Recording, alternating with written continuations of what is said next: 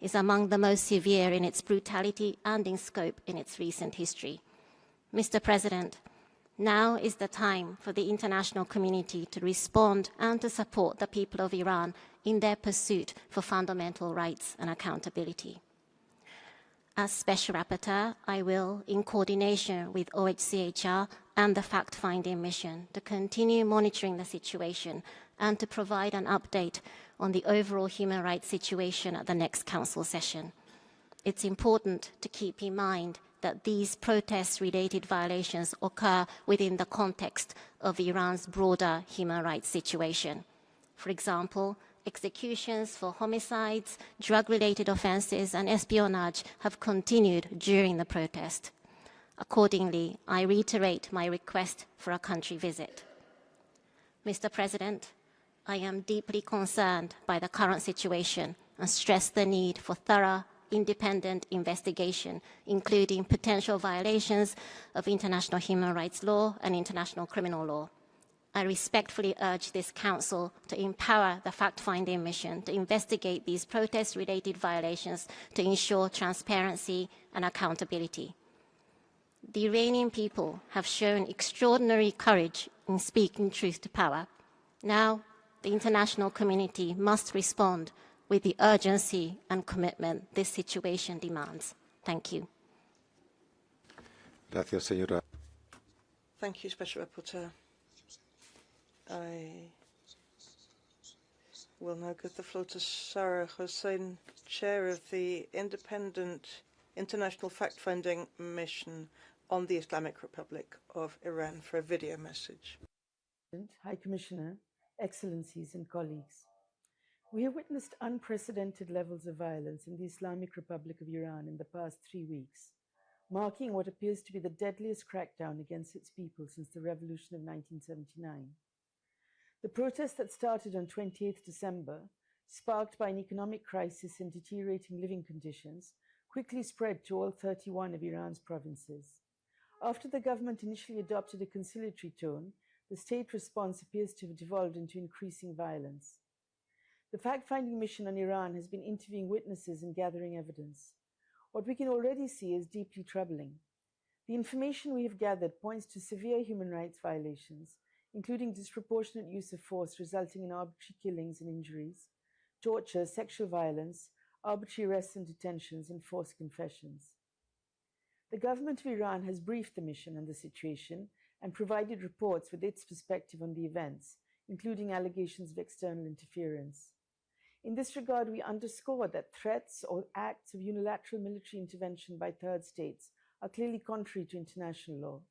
Further, noting allegations of severe double standards in the application of international law, we reiterate that these do not absolve any state of its obligation to respect, protect, and ensure the enjoyment of human rights. The government of Iran has till now avoided an open account of the crisis, including by imposing a complete shutdown of the internet and mobile services since the 8th of January, which remains in place till now. Reports suggest that beginning that night and through the following days, security forces in Iran unleashed extensive and ferocious lethal force against protesters, including with assault rifles and heavy machine guns, leading to a staggering number of deaths.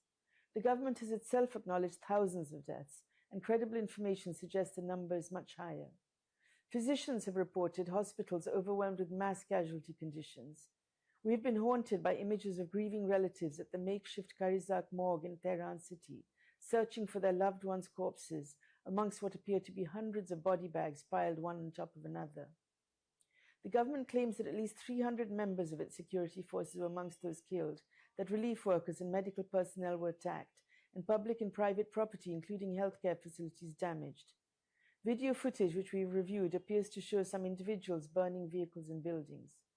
But as you will recall, international human rights law imposes extremely strict criteria for the use of lethal force by law enforcement. Intentional lethal force may only be used when it is strictly unavoidable to protect life against an imminent threat.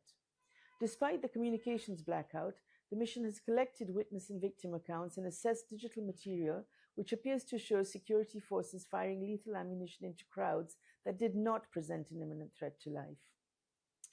Information received also indicates that thousands of people were injured. This includes by metal pellets reportedly fired deliberately into victims' faces, creating horrific injuries, and recalling the pattern of blinding protesters we saw during the 2022 protests. On 10th January alone, approximately 500 protesters with pellet injuries to their eyes appear to have been admitted to one hospital in Isfahan. Around 24,000 protesters appear to have been detained, including children, journalists, and human rights defenders, and nearly 100 confessions have been broadcast on state television, with most apparently forced. The judiciary has urged punishment for detained protesters, quote, as quickly as possible, without leniency, unquote, and threatened to prosecute, quote, rioters, unquote, for morabe, the offense of enmity against God, which carries the death penalty. Excellencies, when we view these recent protests alongside established historic patterns of violations identified in relation to the Women Life Freedom protests, it is clear that there is an urgent need to act. The violations we have seen do not appear to be sporadic events, but widespread across the country and imposed in an organized manner. We must gather evidence and establish whether human rights violations and crimes under international law have occurred. Perpetrators and the state structures enabling the violence we have seen must be identified and held to account, and victims must receive urgent assistance and protection. It is only through accountability and breaking the cycle of impunity that such abuses can be prevented from occurring again. Recent events underline how critical it is for this cycle to be halted to prevent further escalation and more irreparable harm. International law demands that we take action to end the violations, protect those at risk, and forge a real path to truth, justice, and accountability for women, men, and children in Iran. I thank you. Thank you for your statement. I will now call on Mr. Payam Akhavan, Professor at the University of Toronto. You have the floor, sir. Mr. President, High Commissioner, distinguished delegates, the people of Iran are living through a nightmare. Allow me to share the story of a family who spent 3 days searching for their son. He had left home to protest in the streets of Tehran, but never returned. In distress, his parents first searched the hospitals where many of the wounded have been abducted and killed. Having failed to find him, they went next to the notorious morgue in Kahrizak. They searched among countless bodies in black plastic bags, mutilated by bullet wounds, unceremoniously dumped on the floor like piles of garbage. Grieving families wanting to retrieve the bodies are told to pay exorbitant sums of money for the bullets used to kill their loved ones. Yet others are forced to sign confessions blaming imaginary terrorists for the murder of their children. Hope and horror were intertwined as the parents opened the black bags one by one. Their search was not in vain. They found their son still alive. He had miraculously survived severe bullet wounds, lying motionless inside the body bag for 3 days, pretending to be dead to avoid execution by a finishing shot to the head. Just imagine the relief that mother and father must have felt. But for most, there is no such miracle. The search ends in devastating grief. These are the scenes from hell confronting countless Iranians today.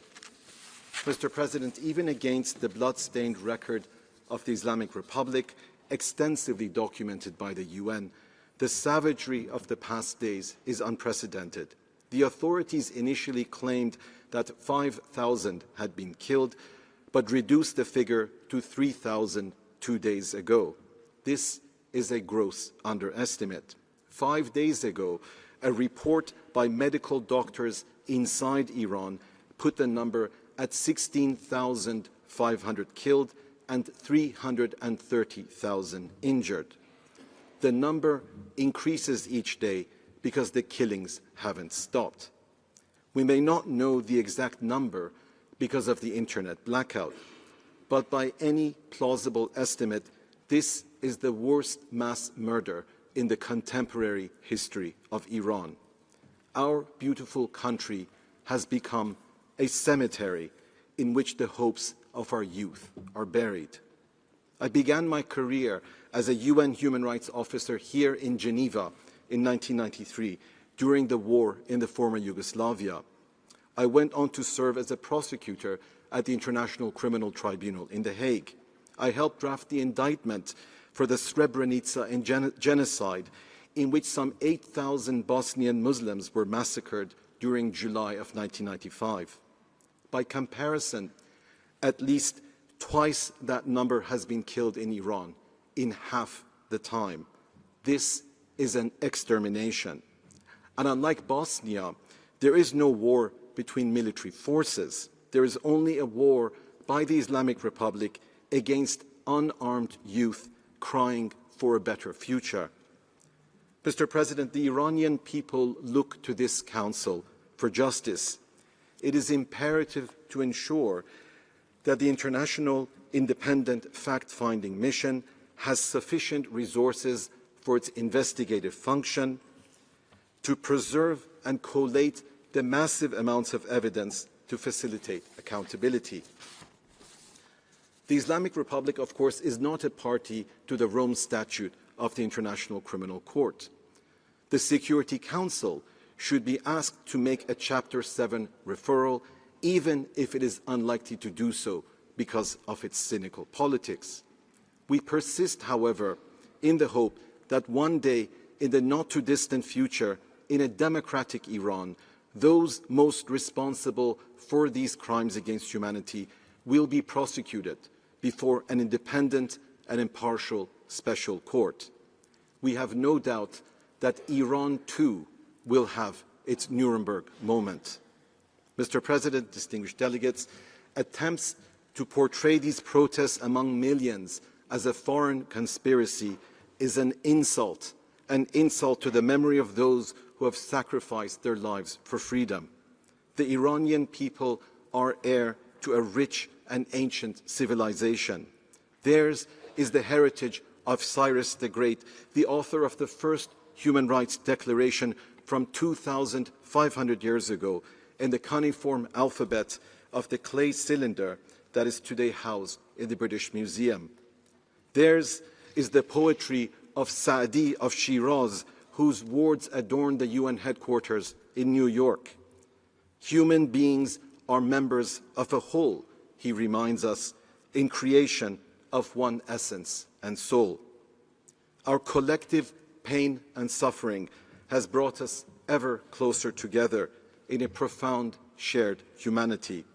It has only increased our determination to put an end to this nightmare.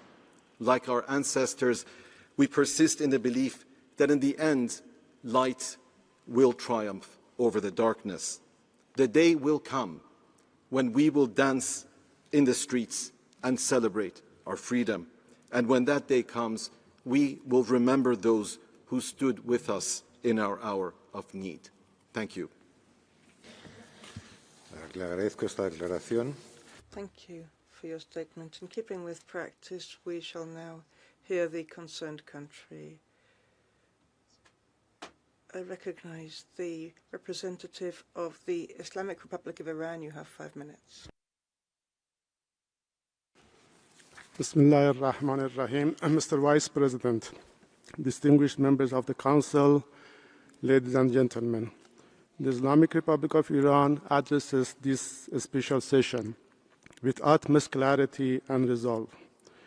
We are here to state facts and to defend our people. The sponsors of this session and its outcome have never genuinely cared for the human rights of Iranians. Otherwise, they would have not imposed inhuman sanctions violating the basic rights of every Iranian.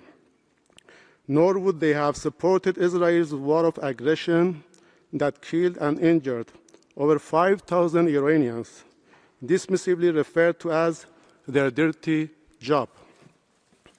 The presence of an individual on this panel who is funded by the U.S. Department of State and who has no affinity or alignment whatsoever with the Iranian people is in itself a telling indication of the bitter reality that this meeting serves merely as a pressure tool against Iran.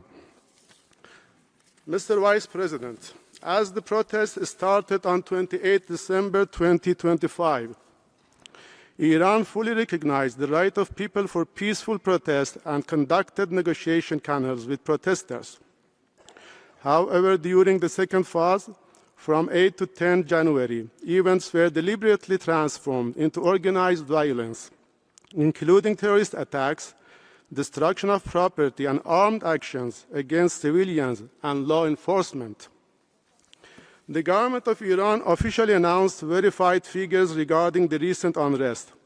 A total of 3,117 lives were lost, of which 2,427 were killed as a direct result of terrorist operations. These figures are the product of national investigation, legal documentation, and institutional accountability. Unlike those who selectively mourn victims for political convenience, Iran neither hides its dead nor outsources grief. We remain the principal claimant of justice and the sole authority pursuing accountability.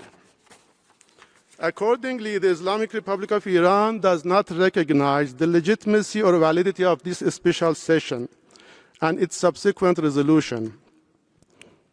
Iran possesses independent national mechanisms for investigating and ensuring accountability for acts of violence and terrorism.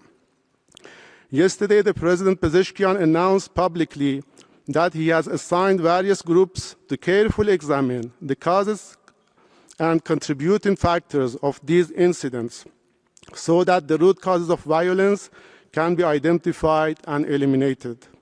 He reiterated that protest is a natural right of citizens, and the government considers itself obliged to listen to the voice of the people.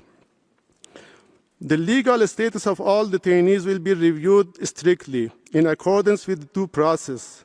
Those found guilty of offenses related to the riots will face full legal accountability, with proceedings conducted in respect of internationally recognized standards and safeguards, guaranteeing fairness, impartiality, and transparency. Mr. Vice President, dear colleagues, Iranian nation with a civilization spanning 2,500 years has never accepted domination or colonial rule. History has proven repeatedly that Iran neither submits to foreign pressure nor tolerates covert aggression disguised as concern.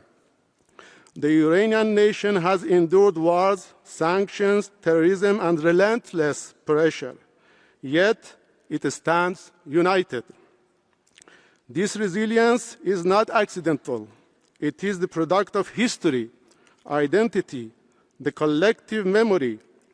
Nations rooted in civilization do not collapse under noise, nor do they bend before hypocrisy. It is deeply ironic that states whose historical records are stained with war crimes, genocide, ethnic cleansing, and systemic violence, even against their own population, now attempt to lecture Iran on social governance and human rights. Such posturing deceives no one, particularly at a time when their complicity in ongoing atrocities and genocide is evident and documented. I thank you all. Thank you for your statement. And we can now begin with the list of speakers. Allow me to remind you of the time limit of 2 minutes 30 seconds for council members and 1 minute 30 seconds for observers, state observers and other observers. In 15 minutes, the list of speakers will close. I will have to interrupt you and apologize in advance. We can now start with the list of speakers for council members, and I give the floor to the distinguished representative of Iceland on behalf of a group of 5 countries. Ms. Bogerud Katin Ristgatu, Minister of Foreign Affairs of Iceland, has the floor. Thank you, Mr. Vice President. This statement is on behalf of North Macedonia, Moldova, the United Kingdom, Germany, and my country, Iceland.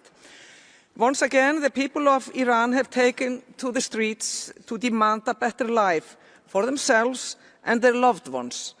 In doing so, they are exercising their rights to freedom of expression and freedom of peaceful assembly and of association, and nothing more. We must, once again, the Iranian authorities have responded in a brutal and in a violent way, leaving thousands dead and many more injured and arbitrarily arrested. It is the obligations of states to uphold the human rights of their citizens, but when a government itself becomes the perpetrators of violations, it is our collective responsibility to act. This Council and the world cannot look away. Violence against peaceful protesters and mass killings must stop. The fact-finding mission is the only independent mechanism collecting and preserving evidence to ensure accountability. With the people of Iran being increasingly cut off from the outside world through internet and communication closures, this task is even more urgent. We must stand firmly with the people of Iran. So I therefore urge all the Council members to support the adoption of today's resolution. We owe it to the brave people of Iran, peacefully demanding dignity, justice and freedom. I thank you. Muchas gracias, señora ministra. Thank you very much, Madam Minister. I now give the floor to Estonia, who will be submitting a video statement on behalf of a group of countries. President, I had the honor to speak on behalf of the Nordic Baltic states. We express our solidarity with the people of Iran in their calls for promotion and protection of their human rights. We strongly condemn the human rights violations committed by the Iranian authorities since 28 December, including killings of protesters, use of violence, repression, arbitrary detention, and use of intimidation tactics. The shutdown of internet has provided cover for a crackdown on peaceful demonstrations. It limits documentation of human rights violations and disrupts emergency and life-saving services. This makes the work of the Special Rapporteur and the fact-finding mission on Iran more important. The killing of demonstrators must stop. We strongly urge Iranian authorities to immediately halt all forms of violence and repression against peaceful protesters. All individuals arbitrarily detained must be released immediately. The threat of summary and arbitrary executions must end. We call on Iranians to fully uphold the right to freedom of expression and right to information, including by restoring full access to the internet and communication services for all. All human rights violations must be investigated in the line with international human rights law, and those responsible held to account. We also support the adoption of the draft resolution and the renewal of the mandates there. Thank you. Thank you very much for that statement. I now give the floor to the representative of the EU on behalf of a group of countries. High Commissioner, I have the honor to speak on behalf of the European Union, North Macedonia, Montenegro, Albania, Ukraine, Republic of Moldova, Bosnia and Herzegovina and Liechtenstein align themselves with this statement. The European Union stands in solidarity with the Iranian people who have voiced their legitimate aspirations for a better life, freedom and dignity.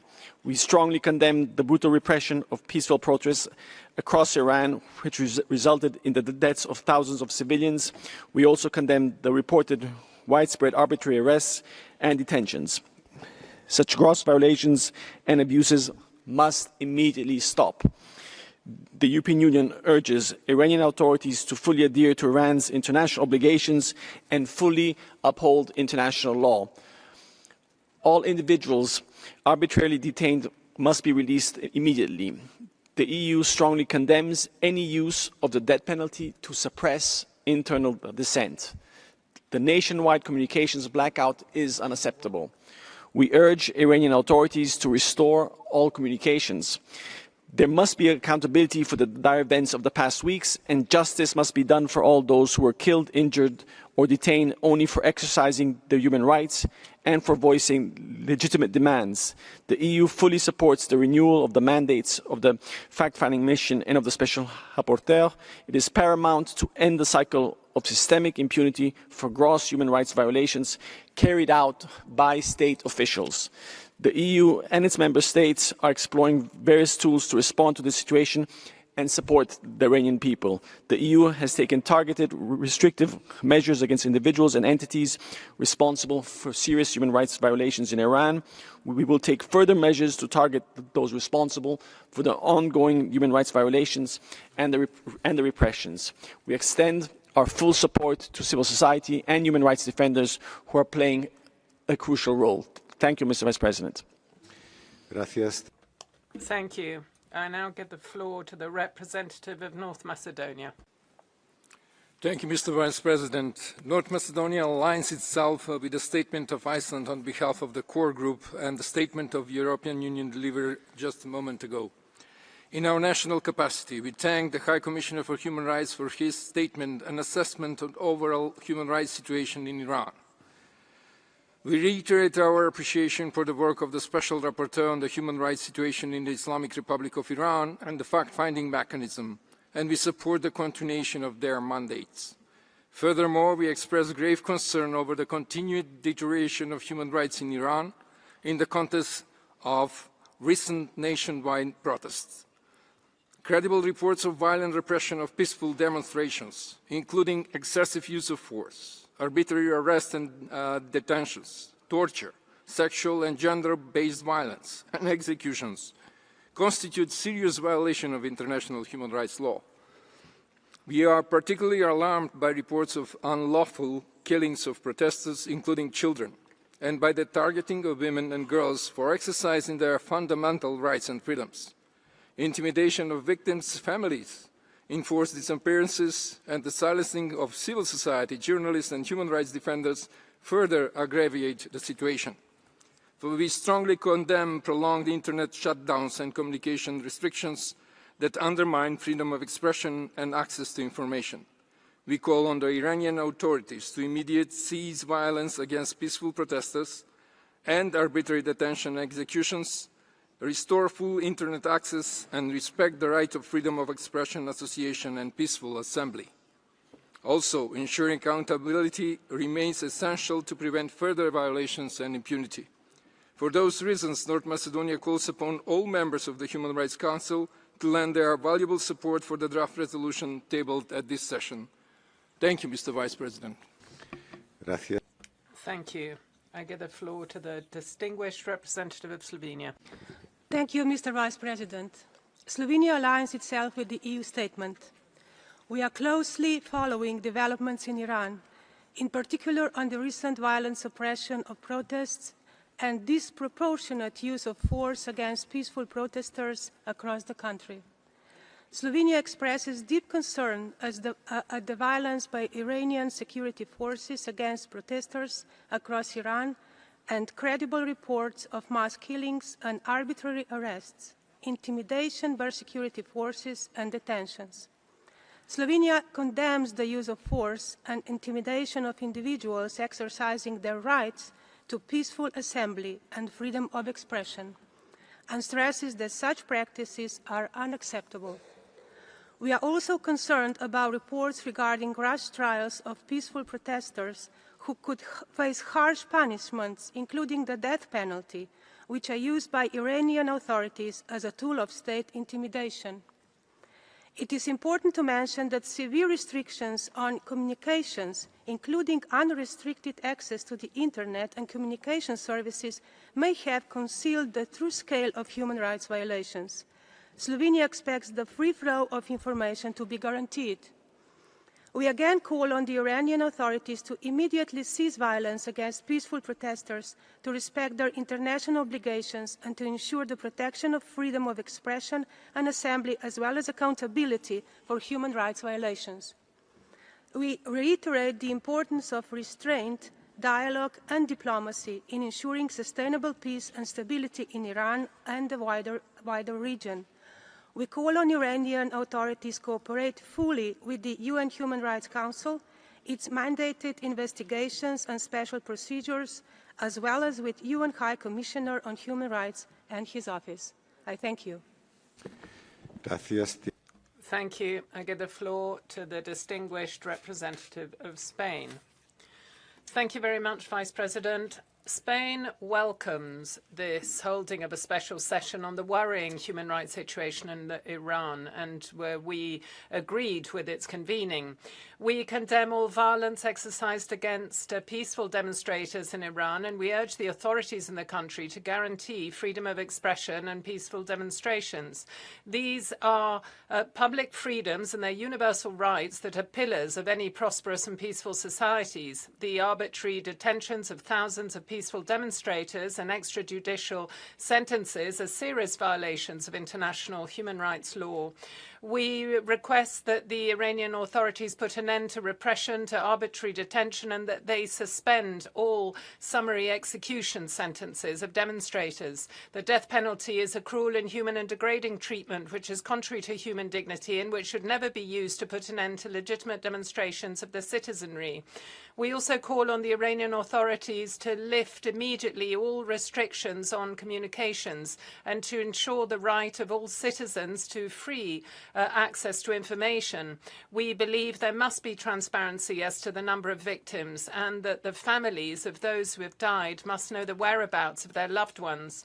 Spain reiterates that the use of force cannot substitute dialogue in order to tackle pending matters in Iran, both externally and internally. Violence only leads to greater instability in Iran and in the whole region.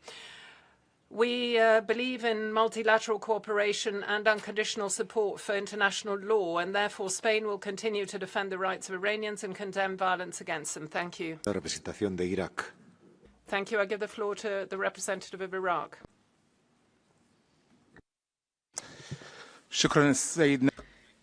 Thank you, Mr. Vice President. We would like to reiterate that human rights are universal, indivisible, and complementary. We must deal with all human rights on an equal footing and with the same attention. The work of the Human Rights Council must be guided by the purposes and objectives of the Charter and human rights. It must be objective, non-selective. We must refrain from politicization and double standards. We reiterate the importance of having the language of dialogue in order to achieve peace and to have friendly relations between nations based on equality and rights. This enhances international cooperation. Iraq calls on all countries to work on enhancing human rights and fundamental freedoms for all, using dialogue, avoiding escalation, and to settle disputes in a peaceful manner in accordance with international law and the UN Charter. Thank you. Gracias. Thank you. The list of speakers is now closed. I give the floor to the distinguished ambassador of France. Merci. Thank you, Vice President. France aligns itself with a statement made by the European Union. When we see unleashing violence, which is unprecedented in Iran, we express our full solidarity with the Iranian people, who for several weeks have been peacefully demonstrating to express their legitimate expectations of dignity, liberty, and the improvement in their standard of living. France believes that there has been arbitrary use of force by the Iranian authorities. There's been a detaining of demonstrators, and there's been an internet shutdown in order to bring about silence and stifle voices that are urging for an end of repression. We believe there must be the freedom of expression and freedom of peaceful assembly, including for young people, and there must be a re-establishment of internet connections. We stand alongside the Iranian people, and we ask that light be shone on this brutal repression and that justice be delivered for thousands of victims. We call for the immediate liberation of everyone arbitrarily detained. We condemn the use of torture and summary executions, and we believe there must never be use of the death penalty in any circumstance. We believe that with our partners, we must reconvene this council together with the Security Council. We must mobilize in order to document and find evidence of human rights violations and international crimes committed by the Iranian authorities since the 28th of December 25. We support renewing the mandate of the independent fact-finding missions and the special rapporteur. The mission has already collected thousands of pieces of evidence and has the testimonials of victims of human rights violations. There must be an investigation of recent violations committed by the Iranian regime. There must be cooperation with prosecutors in order to establish those responsible. We call for the adoption of the draft resolution. Thank you. I give the floor to the distinguished representative of the Republic of Korea. Thank you, Mr. Vice President. With regard to the continued reports of significant loss of life and injuries amongst the protesters in Iran, the Republic of Korea has been closely monitoring the growing instability within the region with concern. It is unquestionable that all individuals are entitled to the full and equal enjoyment of all aspects of human rights, including the right to freedom of peaceful assembly and freedom of expression. In light of this, the alleged human rights violations in Iran are of particular concern, including the alarming numbers of civilian casualties, detention of protesters, including children, and ongoing internet shutdown. Against this backdrop, my delegation emphasized that any use of force, particularly lethal force, against peaceful protesters is unacceptable. It is imperative that the grievances of Iran's people be taken seriously, the underlying concerns facing them be properly addressed, and accountability for all alleged human rights violations be ensured. In this regard, while recalling the state's primary responsibility to respect its international human rights obligations, the Republic of Korea notes the importance of engagement with United Nations human rights mechanisms, which can support the implementation of those obligations. My delegation hopes for a peaceful resolution of the current situation in Iran and looks forward to tangible progress in enhancing the human rights situation through constructive cooperation between Iran and the international human rights mechanisms. I thank you. Gracias. Thank you. I give the floor to the distinguished representative of Switzerland. Monsieur le Vice-Président. Vice President, Switzerland welcomes holding this special session on the alarming human rights situation in the Islamic Republic of Iran in the context of demonstrations which began on the 28th of December last year. Switzerland is deeply concerned by credible information indicating that there's been excessive use of force by security forces, including the use of lethal force. We're also concerned at reports saying that there are arbitrary executions as well as thousands of arrests and arbitrary detentions, including of children. We also note the severe severe restrictions to freedom of association, assembly and expression, worsened by the internet shutdown and communication services, which blocks access to information and essential services. These developments are in flagrant contradiction with the international obligations of Iran, notably the ICCPR, and particularly the primordial respect of the right to life. Any restriction to freedom of expression and freedom of association and peaceful assembly must be provided for in law. They must be necessary and proportional. Switzerland urges the Iranian authority to immediately put an end to violence, mass arrests and internet shutdowns, and to abstain from imposing the death penalty, including in connection with the demonstrations, and to take specific measures for de-escalation. This includes holding rapid, independent, impartial investigations, the establishment of responsibilities, and full cooperation with UN human rights mechanisms.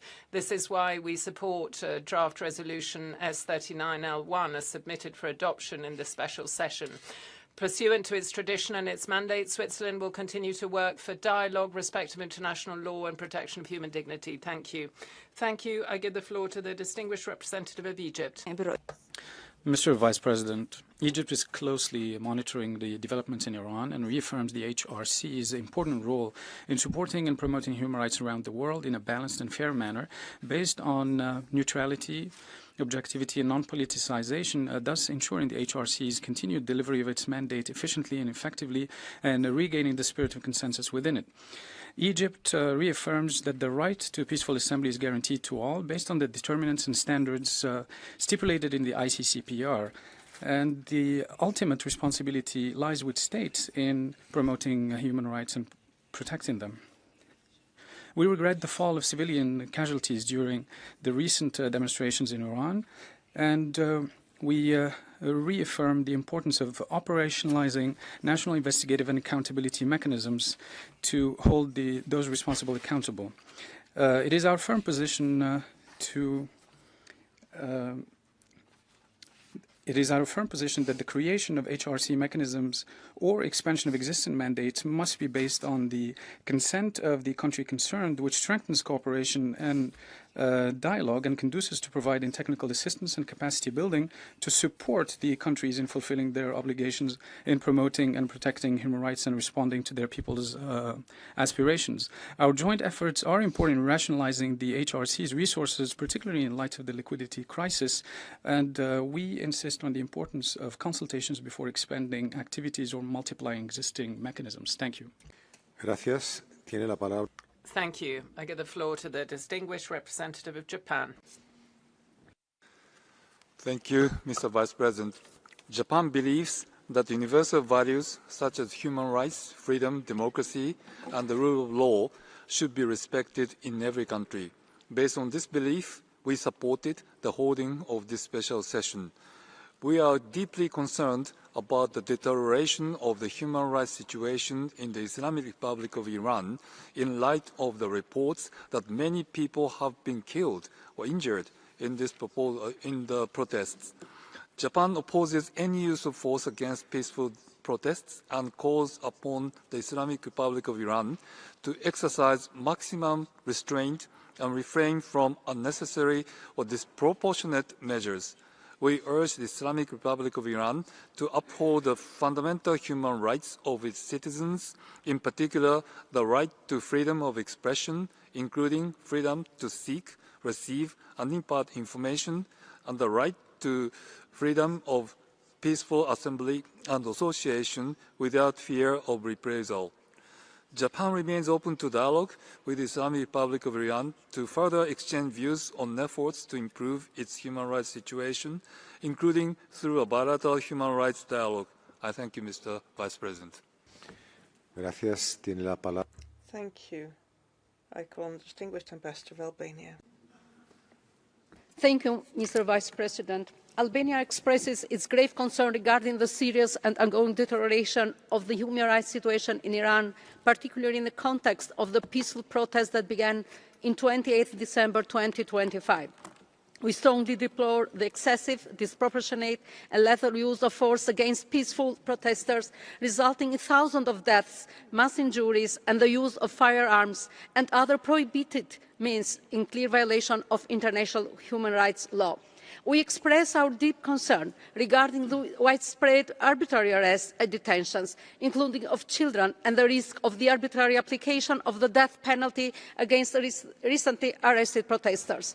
Albania reaffirms the right of all Iranians to life, liberty and security of person, as well as their rights to freedom of expression, association and peaceful assembly. Albania stresses the urgent need to ensure accountability and end impunity for serious human rights violations and all crimes under international law. We strongly support the extension of mandate of the independent international fact-finding mission on Iran, as well as the extension of the mandate of the Special Rapporteur on the situation of human rights in Iran. Albania supports the conduct of urgent investigation into recent and ongoing violations, including with a view to future judicial proceedings in accordance with their mandates. Finally, Albania reiterates its support and solidarity with the Iranian people and its aspiration for full respect for their fundamental freedoms and rights, as well as for a better future. I thank you. Gracias. Thank you. I call on the distinguished ambassador of Brazil. Very much. Mr. Vice President, Brazil is closely following the ongoing human rights situation in the Islamic Republic of Iran. We strongly condemn the use of lethal force against peaceful protesters, and we are concerned by reports claiming arbitrary arrests and the targeting of children. We note that internet shutdowns violate the right to freedom of expression, including access to information. Brazil calls for maximum restraint and urges the Iranian government to conduct thorough and impartial investigations into all allegations of serious human rights violations. We're also worried about the potential impact on women's rights and freedoms. We encourage Iran to deepen its cooperation with the human rights treaty bodies and the Office of the High Commissioner for Human Rights to ensure the universal respect for civil and political rights, as well as to implement measures for reparations and reconciliation, with focus on vulnerable groups such as women, children, youth, and ethnic and religious minorities. Brazil maintains that the Iranian people alone hold the sovereign right to determine their country's future. Finally, Brazil reiterates its condemnation of unilateral, coercive measures against Iran. We underscore that such measures negatively impact the human rights of the population and exacerbate the country's economic challenges, which serve as a backdrop to the current demonstrations. I thank you. Gracias. Thank you. I call on the distinguished representative of the UK. Thank you, Mr. Vice President. We thank the fact-finding mission, the Special Rapporteur and Mr. Akavan for their powerful statements today. The Iranian authorities' horrific response has claimed thousands of lives. Many more protesters exercising their rights to freedom of expression and assembly remain detained, their fates unclear.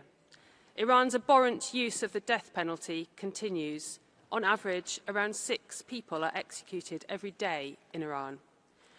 We do not know the full scale of the violence and killing. The internet blackout imposed on the 8th of January prevented crucial communications and the full documentation of violations. Restrictions remain in place today. We should be clear, the scale of this horrendous killing is shocking, but the authorities' response is not. We all remember previous devastating crackdowns, including in 2009, 2019 and 2022. It's time to end these cycles of repression. It takes true bravery to speak out in the face of an authority prepared to fire at its own people.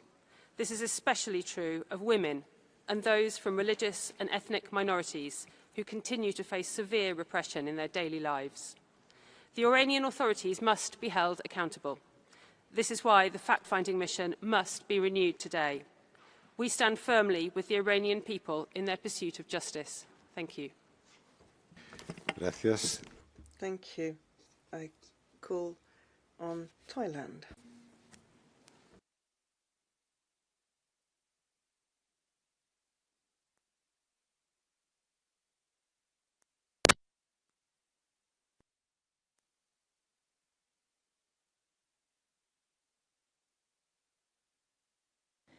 Thailand has been closely following the developments in the Islamic Republic of Iran and is deeply concerned over this situation. We sincerely hope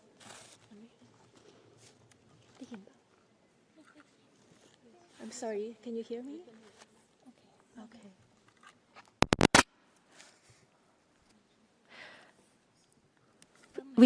Okay. Thank you, Mr. Vice President.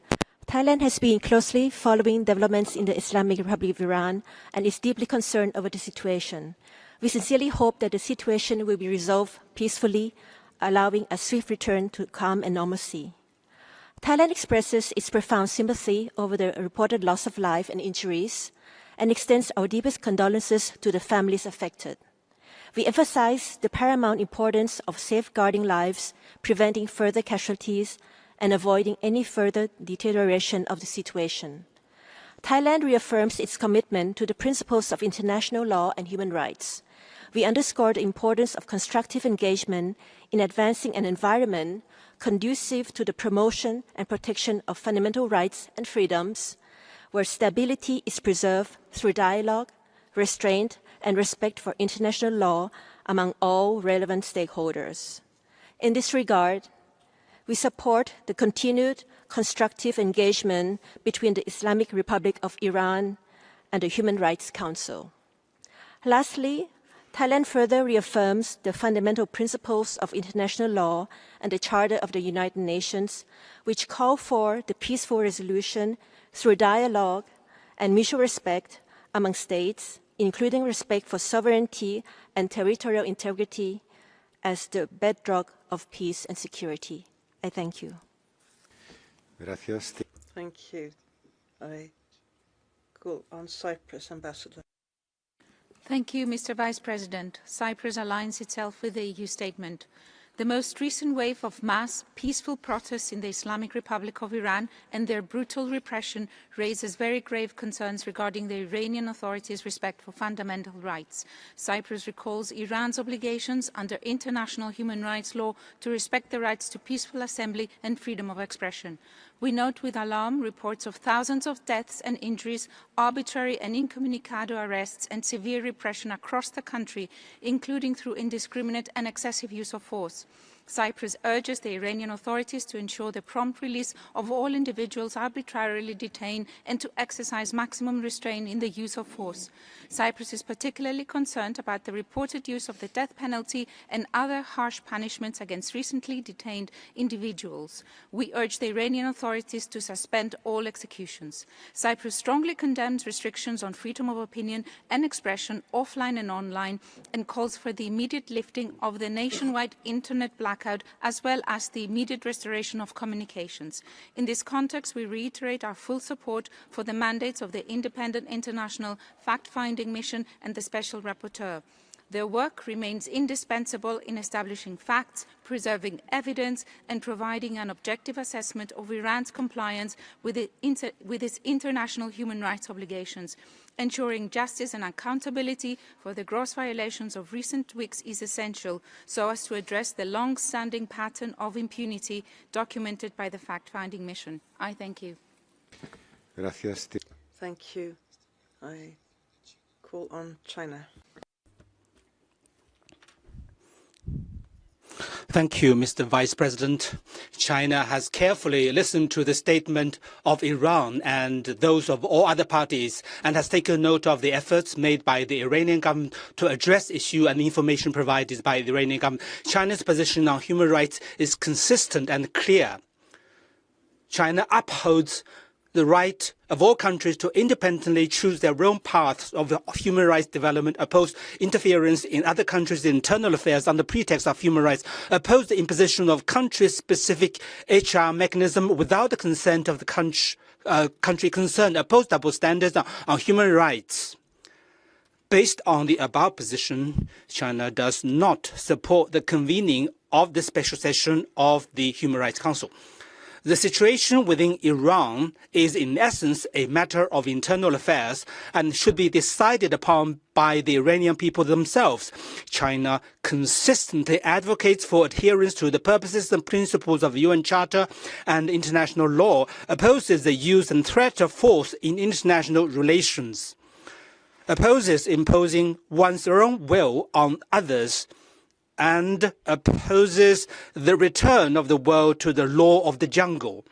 On the basis of respect of Iran's sovereignty, security, and territorial integrity, the international community should support the Iranian government and its people in overcoming difficulties, maintaining national stability, and safeguarding their legitimate rights and interests. China is of the view, we hope, that all parties should resolve differences through dialogue and is ready to play China's constructive role to this end. Thank you, Mr. Vice President. Gracias. Thank you. I call on South Africa. Thank you, Mr. Vice President. South Africa reiterates its commitment to multilateralism and stands for the firm adherence to international rule of law. South Africa believes that the right to peaceful protest, freedom of expression, and freedom of association are universal rights that must be upheld and protected as enshrined in international human rights law. In this regard, all efforts must be expended to ensure the protection of the right to life, which remains sacrosanct. We are disturbed by the reports of violence, including the death and destruction of property during the demonstrations, and express our solidarity and condolences for the tragic loss of life. These deaths should be investigated promptly and violators must be held accountable. We are concerned at reports that show that there has been direct interference by external actors to sow divisions and deepen instability in Iran. To this end, we support the call for an independent inquiry that will ascertain the breaches of human rights by all. Furthermore, South Africa calls on the Iranian authorities to ensure that any action taken must accord with the principle of legality, necessity, proportionality, and precaution. We therefore urge maximum restraint. Mr. Vice President, the grievances of the Iranian people need to be heard and addressed, and not instrumentalized by anyone, as the High Commissioner articulated in his statement of 13 January this year, a point the resolution regrettably does not take into account. We need to adhere to the rules that we have collectively agreed to that govern our work. In this context of the Human Rights Council, we have agreed through the Resolution 5/1, paragraph 60, that country mandate periods will be 1 year. Yet the draft resolution before us conflicts with this decision. This deviation is of a major concern to my delegation. Mr. Vice President, all member states must adhere to the United Nations Charter, which mandates them to refrain from the threat or use of force against the territorial integrity or political independence of any state. These developments only serve to fuel instability, which is of no benefit to the Iranian people, nor to the security of the region or the world. A sustainable peace can only be achieved through solutions that center dialogue and the agency of the Iranian people. I thank you. Gracias. Thank you. I call on Ghana. Thank you, Mr. Vice President.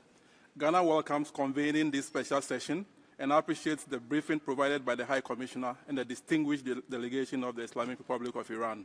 We have closely followed with concern reports emerging from the Islamic Republic of Iran following the protests that began on 28 December 2025, including the tragic loss of lives. These are indeed troubling and requires our Council's rapt attention as we collectively seek a path towards calm and restoration. My delegation wishes to reaffirm that the right to peaceful assembly and freedom of expression are fundamental human rights protected under international law. We further note that security responses to public demonstration must always be lawful, proportionate, and respectful of human dignity. We emphasize the responsibility of all states to ensure the protection of civilians and to prevent actions that could stoke tensions or deepen mistrust between civilians and authorities. We also underscore the importance of dialogue and engagement as the most sustainable path to addressing grievances. We encourage the authorities of the Islamic Republic of Iran to pursue transparent national processes, including independent investigations where appropriate, and to cooperate constructively with relevant international human rights mechanisms. Mr. Vice President, my delegation finally urges the Council to approach this situation in the Islamic Republic of Iran with fairness, objectivity, and consistency. Our collective goal should be the protection of human rights and not the deepening of divisions. In conclusion, Ghana stands ready to support efforts that promote de-escalation, accountability, and constructive engagement in line with the purposes and principles of the United Nations Charter. Thank you, Mr. Vice President. Gracias. Thank you. I call on Pakistan. President, Pakistan will always be a friend to Iran and Iranian people everywhere. Iran was the first country to recognize Pakistan's independence. Regardless of domestic or regional developments, the two peoples have always enjoyed strong bonds of friendship rooted in shared culture, history, and faith. Recent developments in Iran were therefore of great concern to Pakistan. All life is sacred. The deaths of first responders, medical staff, policemen, protesters, and bystanders are tragic and deeply regrettable. Rioting, arson, and attacks on government offices, places of worship, and elsewhere are very unsettling. International human rights law recognizes public safety and order as essential for the enjoyment of human rights. Pakistan welcomes the cessation of violence and the gradual return to normalcy in Iran. We also note Iran's commitment to uphold the due process of law. The protests cannot be separated from the context of the tragic loss of life and destruction that the people of Iran suffered as the result of a regional aggressor's unlawful military strikes last June. Maintaining peace and stability remains the best safeguard for the human rights of the people in Iran and across the region. This debate can also not overlook the adverse human rights impact of unilateral sanctions as aggravating factors underlying the protests. The High Commissioner and Special Procedures have repeatedly warned that these measures affect the dignity and rights of all Iranians. They also constrain the Iranian government's ability to uphold all human rights. Mr. Vice President, the Council must consider what the special session is expected to achieve. Sanctions, military actions, and interference have only caused suffering in Iran. The value of imposed mandates without the consent of Iran remains dubious. The situation of human rights is improved only with time-tested instruments of dialogue and cooperation.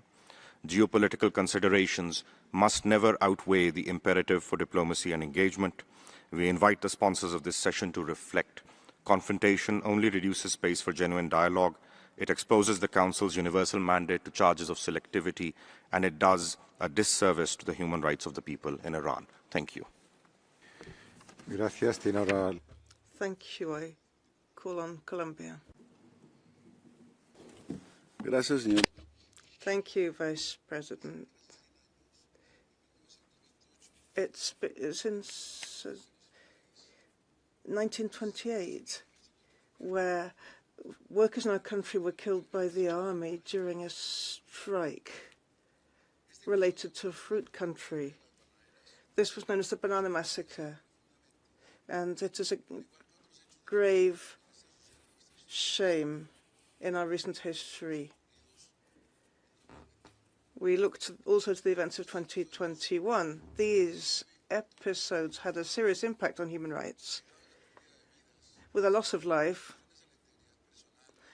injuries, restrictions on freedom of expression and assembly, enforced disappearances, arbitrary disappearances. Following this painful episode, Colombia recognized peaceful coexistence as crucial for democracy and citizens' participation. It took us many years to achieve that, but it's better late than never. States must protect peaceful protest and make it possible, not suppress it. The use of force, we learned, cannot be the response to social movements calling for fundamental rights. Our suffering taught us that the use of force in international relations is only harmful to human rights. From our own experience, with humility and respect, we urge the authorities of the Islamic Republic of Iran to cooperate with the universal human rights system and allow the necessary support to be provided so that the population may live in peace, including students, young people, women, so that they may be heard and their rights respected. We also urge it to stop the repression of peaceful demonstrations, free the people arbitrarily detained, and investigate effectively the human rights violations that have taken place in the context of the protests. Thank you. Gracias. Thank you. I call on the Ambassador of Cuba. Vice President, in recent weeks, many countries, the High Commissioner and mandate holders have pointed to serious violations of the UN Charter, international law, and human rights committed by the government of the USA with its brutal military aggression against Venezuela. However, the response of this Council has been absolute silence. There has been no special session called to consider these grave events. Only a few voices have spoken in this room to call for accountability, to reject the unacceptable, dangerous behavior of the USA. However, in the case of the Islamic Republic of Iran, we immediately see a special session with preparation of a resolution condemning it for increasing periods of time with not just one, but two parallel mechanisms of monitoring. We're not surprised. Unfortunately, this pattern of double standards is happening over and over in this Council. Cuba categorically rejects all forms of foreign intervention in Iran or any other country. We are opposed to any attempt to use the internal situation of any country for geopolitical agendas. We call for an end to the unilateral coercive measures against Iran and against those other countries that are suffering those. We denounce the imposition of interventionist mandates, which are always against developing countries. We will continue to defend dialogue and cooperation as the only effective way to promote human rights. I thank you, Ambassador. Gracias. Tiene ahora la palabra. Thank you. I call on the Ambassador of the Kingdom of the Netherlands. Thank you, Mr. Vice President. The Kingdom of the Netherlands welcomes the convening of this special session, aligns itself with the statement of the European Union, and wishes to make 3 points. First, we call upon Iran to cease resorting to the use of lethal force and repression against protesters. Second, we urge Iran to ensure due process, to release all those who have been arbitrarily detained, and to refrain from applying the death penalty, particularly in light of the record number of executions carried out in 2025. Third, we call on Iran to uphold the human rights obligations, such as the freedom of expression, association and peaceful assembly, and to ensure the free flow of information, including full and unrestricted access to the Internet. Mr. Vice President, in light of these concerns, the Kingdom of the Netherlands supports the renewal of the mandates of the fact-finding mission and the Special Rapporteur on Iran, as well as the call for an urgent and independent investigation into recent developments. These steps are essential to ensure accountability for the human rights violations committed in the past weeks and to deliver justice for those who were killed, injured or arbitrarily detained solely for exercising their fundamental rights and expressing legitimate demands. We urge the Islamic Republic of Iran to fully cooperate with both the Special Rapporteur and the fact-finding mission. I thank you. Gracias. Thank you. I call on the distinguished delegation of Angola. Thank you, Mr. Vice President. The government of the Republic of Angola reaffirms its strong commitment to promoting and protecting human rights and fundamental freedoms in accordance with the Charter of the United Nations and relevant international human rights instruments. In this context, the Angolan authorities reiterate its commitment to promoting and protecting human rights, advocating constructive dialogue and the importance of technical assistance in human rights matters. We also reaffirm our rejection of politicization of human rights and the selectivity of special mechanisms, while emphasizing the need for international cooperation on human rights and respect for the sovereignty of states in line with the various United Nations instruments in this subject. We strongly believe that dialogue inclusivity and genuine engagement among all stakeholders are the most effective means of preventing polarization and promoting sustainable long-term solutions. The Angolan delegation remains committed to constructive dialogue within the Human Rights Council to strengthen the credibility, objectivity and the universality of the international human rights system. Thank you, Mr. Vice President. Gracias. Tiene la palabra. Thank you. I call on Ethiopia. Thank you, Mr. Vice President. Ethiopia reiterates its long-standing commitment to the promotion and protection of human rights through constructive dialogue, cooperation, and mutual respect among member states. We firmly believe that the advancement of human rights is best achieved in an environment free from politicization, selectivity, and double standards. With regard to the situation in the Islamic Republic of Iran, Ethiopia underscores the fundamental principle that the primary responsibility for the protection and promotion of human rights rests with governments themselves, in accordance with their constitutional, legal, and institutional frameworks and the will of their people. We emphasize the importance of upholding democratic rights and freedoms, including through inclusive national processes and dialogue, while fully respecting the principle of sovereignty and non-interference as enshrined in the Charter of the United Nations. Domestic challenges, including those related to public order and social unrest, should be addressed through national mechanisms in a peaceful and lawful means. Ethiopia expresses concern over external approaches that seek to interfere in internal affairs or instrumentalize political movements against sovereign states. As such actions risk exacerbating tensions, undermining stability, and weakening national ownership of reform efforts. We stress that the Human Rights Council should serve as a platform for cooperation and dialogue, rather than confrontation.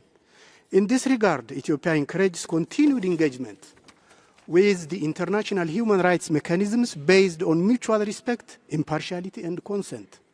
In conclusion, Ethiopia calls upon all parties to uphold the principles of the United Nations Charter, respect sovereignty, and refrain from interference, and support peaceful and nationally driven solutions.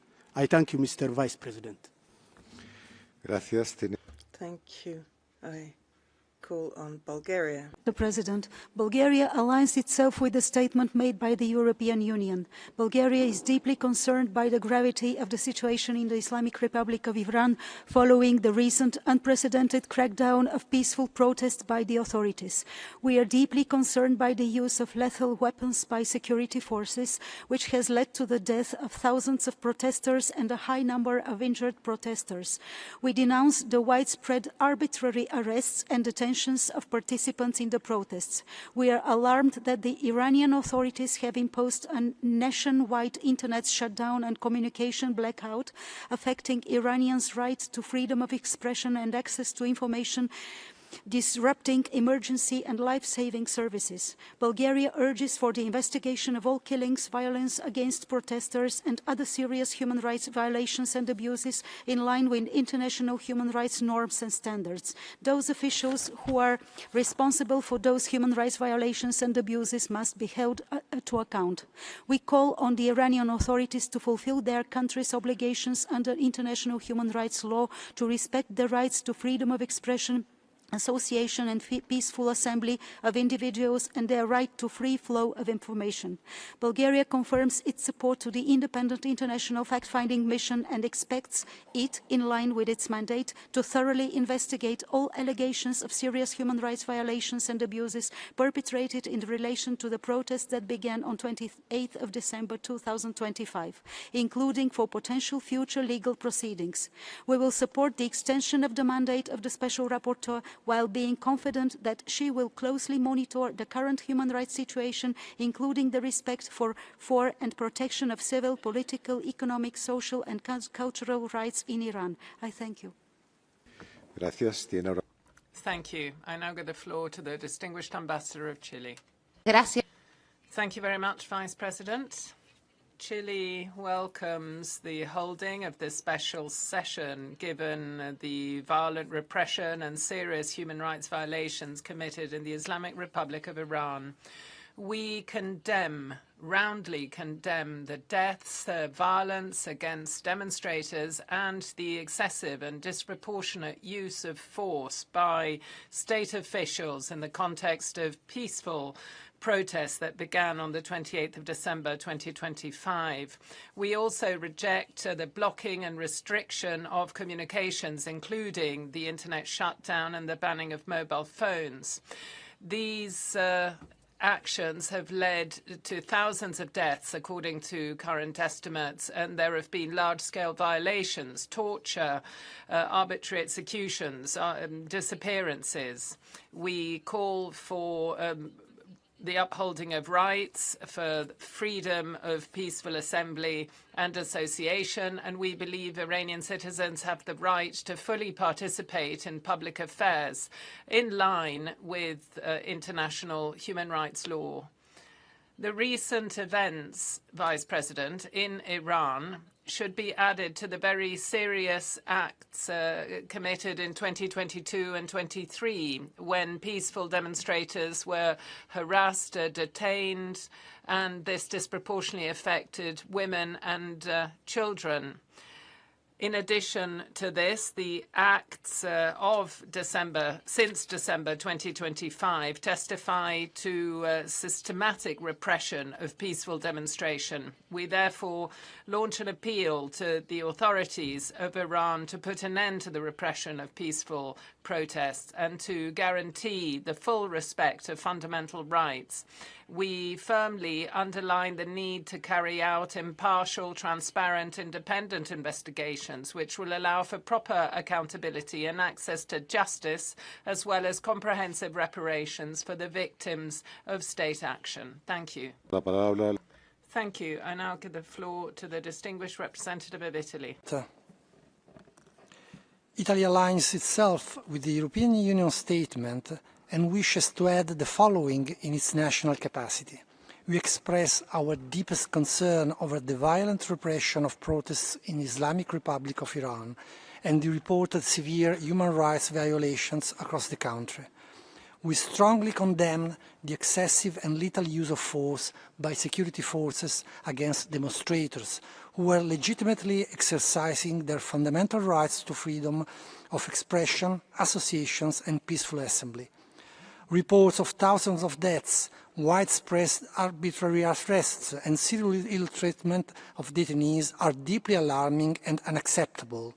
Italy unequivocally condemns the indiscriminate use of the death penalty as a means to suppress protest and silence dissent. Public statements by Iranian judicial authorities suggesting expedited trials and the possible imposition of capital punishments against protesters constitute a grave violation of Iranians' international human rights obligations and a direct assault on human dignity. Italy reiterates its firm opposition to the death penalty at all times and in all circumstances and urges the Iranian authorities to halt immediately all executions as a first step towards a more general moratorium. We echo the call of the United Nations High Commissioners for Human Rights for an immediate end to violence and repressions, as well as for the full restoration of Internet and telecommunication services. Internet shutdowns undermine fundamental freedoms, hinder independent monitoring, and exacerbate the suffering of the population. Italy urges Iranian authorities to release all those arbitrarily detained and ensure accountability for human rights violations committed in the context of the repression. In this regard, Italy strongly supports the mandates of the Special Rapporteur in Iran and the fact-finding mission and calls on Iranian authorities to fully cooperate with those mechanisms and start an open and democratic dialogue with the protesters. Italy stands in solidarity with the Iranian people and their legitimate aspirations for freedom, dignity and justice. Thank you, Mr. Vice President. Gracias. Thank you. I give the floor to the distinguished representative of Ecuador, Ambassador of Ecuador. Vice President, Ecuador agreed with those who called for the holding of a special session on the worsening human rights situation in the Islamic Republic of Iran in the context of national protests, recognizing that we are faced with a situation which requires the attention of Council. The broad support for holding this session is a very clear signal that such situations must be discussed in the main United Nations body with competency in the field of human rights. My country expresses its deep concern and condemnation for the very serious events that have been reported in Iran since the 28th of December 2025, which have been reported by the Office of the High Commissioner and various special procedures.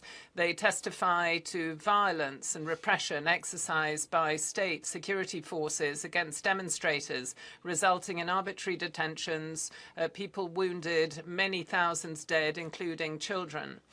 For these reasons, Ecuador rejects any act of violence against the civilian population and any measures which limit the exercise of human rights, including freedom of expression, of association, and of peaceful assembly.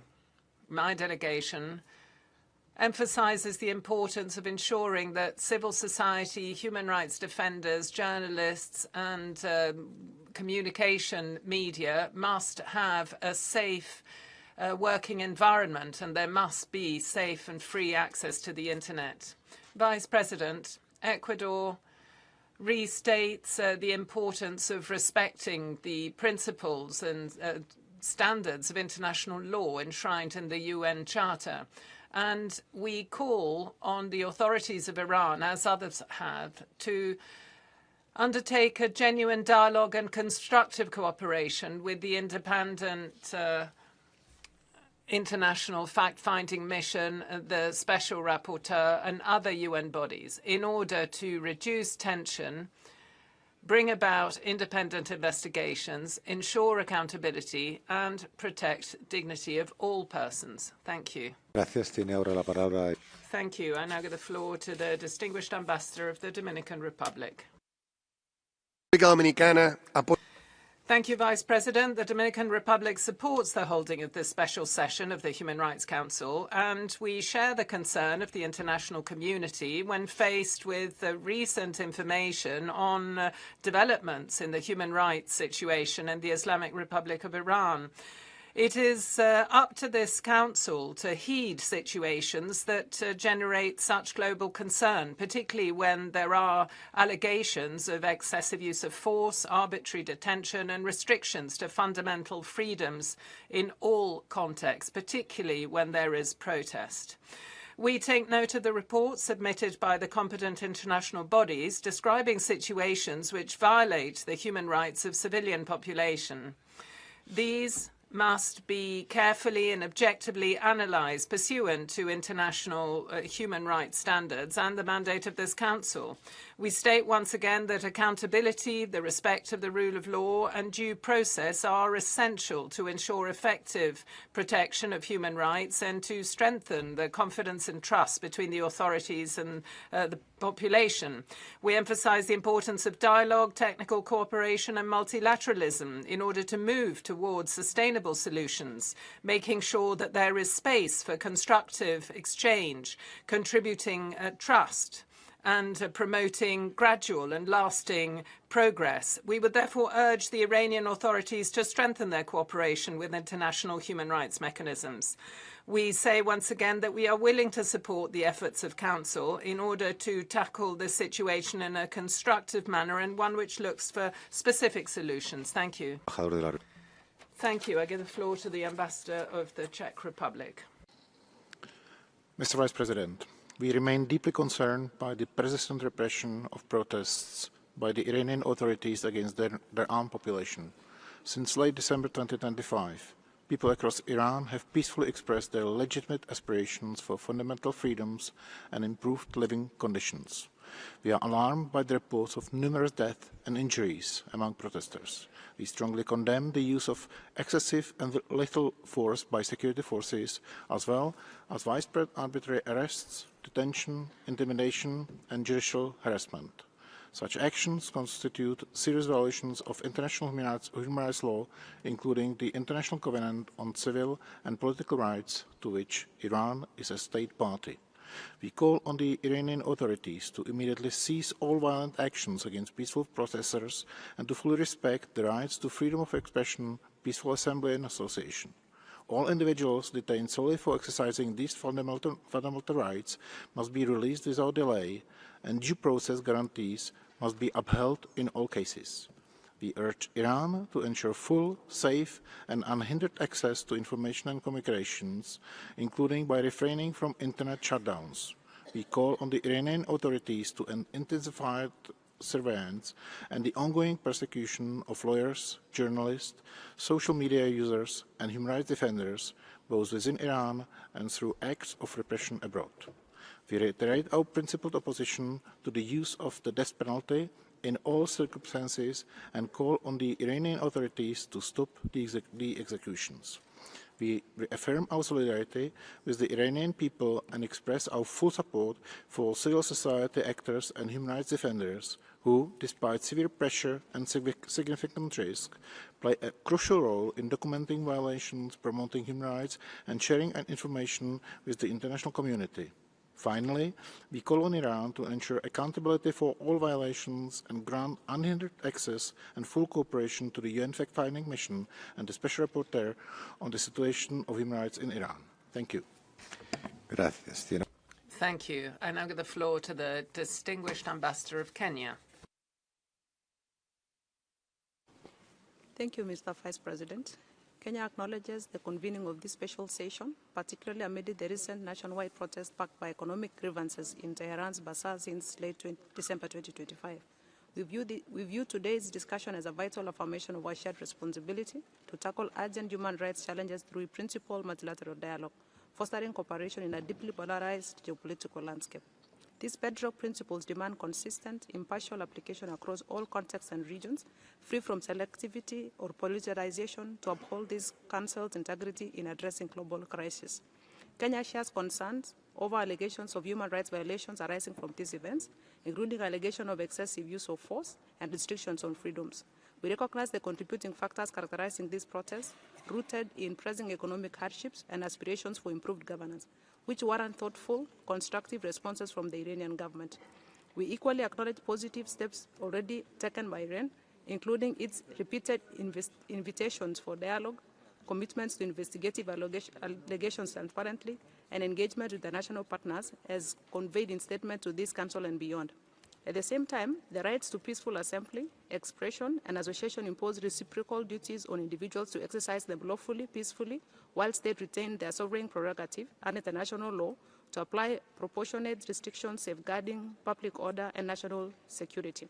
Mr. Vice President, all human rights mechanisms must prioritize cooperative avenues that respect sovereignty, non-interference, while underscoring that their mandates are most effective while the full consent and cooperation of the states concerned. In this spirit, Kenya encourages Iran to pursue further confidence-building measures, ensuring due processes for all detainees, reviewing crowd control practices and use of force to align with best practices and enhance its engagement with UN mechanisms and partners. We believe that inclusive dialogue would exemplify Iran's commitment to accountability, mutual trust, and balanced principled path this Council exists to promote. I thank you, Mr. Vice President. Gracias. Thank you. I give the floor to the representative of the plurinational state of Bolivia. Thank you, Vice President. We welcome the report submitted by the High Commissioner and the Special Rapporteur and the President of the Independent Fact-Finding Commission.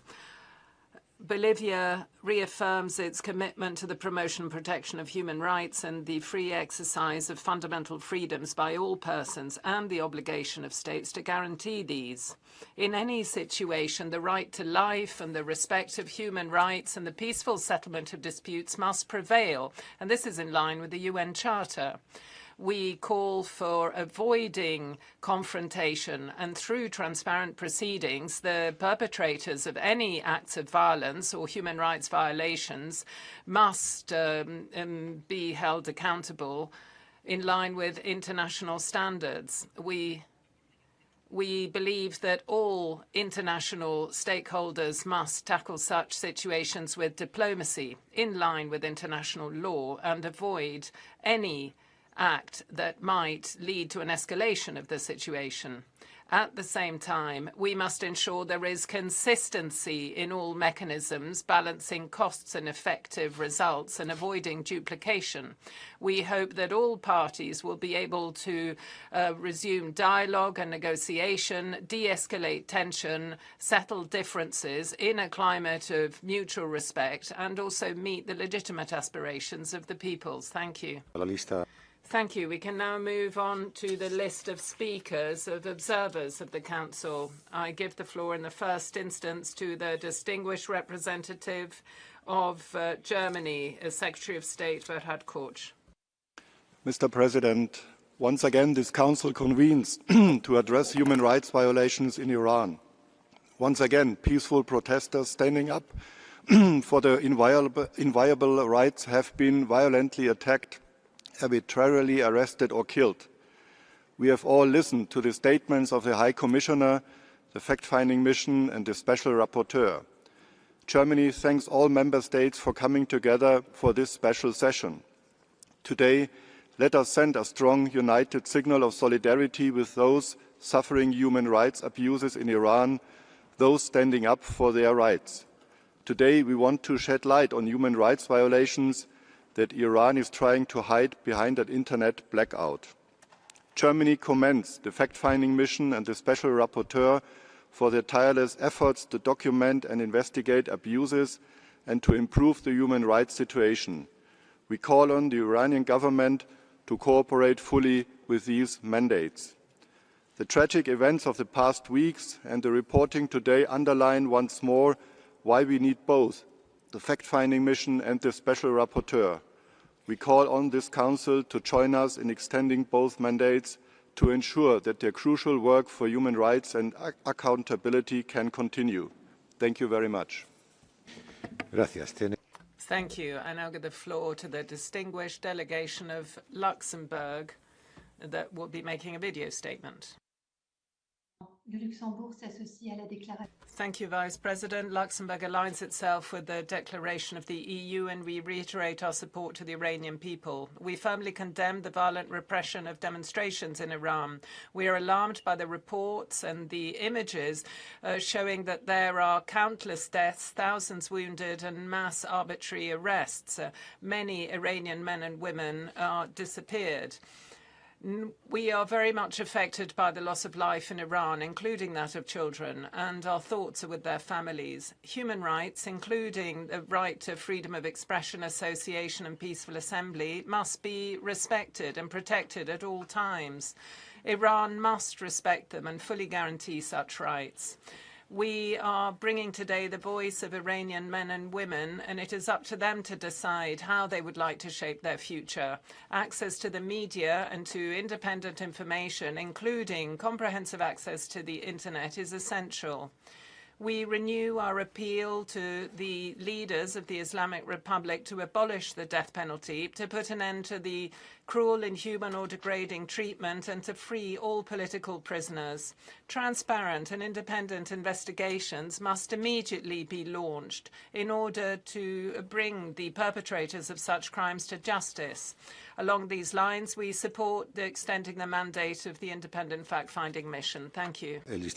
Thank you. I now give the floor to the distinguished Ambassador of Ireland. Thank you, Vice President. The events, Ireland aligns with the statement of the EU. The events in Iran serve as a shocking reminder of how the Iranian regime treats its own people. Ireland condemns the brutal repression, killing and imprisonment of protesters exercising the fundamental rights of freedom of expression and peaceful assembly. Apologies, I must interrupt you. There's a point of order. President, the use of undefined and non-standard term of calling other countries shows the malintention of the speaker to lead the Council's direction toward their political aims. Mr. President, with the aim of preserving the true dignity of human rights, respecting the status of countries, and preventing the further politicization of the Council, I request you not to allow using the not correct languages calling my country. The name of my country is the Islamic Republic of Iran. Thank you very much. Thank you. I would remind all speakers of the need to use a standard language which is approved by the United Nations. So please do continue with your statement, Ireland. Thank you, Vice President. Thank you, Vice President. I'll continue. Ireland condemns the brutal repression, killing and imprisonment of protesters exercising the fundamental rights of freedom of expression and peaceful assembly. We reject the characterisation of peaceful protesters as domestic terrorists, and we condemn recourse to the use of executions. Verified information is limited by the deliberate choice of the authorities of the Islamic Republic of Iran to prevent their actions being observed and reported. However, it is clear that massive human rights violations have occurred, including the killing of civilians and many instances of unprovoked and indiscriminate attacks against protesters using lethal force, including the use of automatic weapons. The freedom to seek, receive and impart information must be upheld as an undisputed right. The people of Iran must have full access to telephone and internet services. We call on the Islamic Republic of Iran to cease all violent actions against civilians, suspend executions, to restore communication services and to engage meaningfully with the concerns and demands expressed by so many people across the country. Ireland hopes that today's special session can ensure that events surrounding the protests and the overall human rights situation in the country can be clearly investigated and the perpetrators held accountable. The international community must hold the Islamic Republic of Iran to its obligations to protect and ensure the fundamental rights of its people. Thank you. Thank you. And I give the floor to the distinguished representative of Ukraine.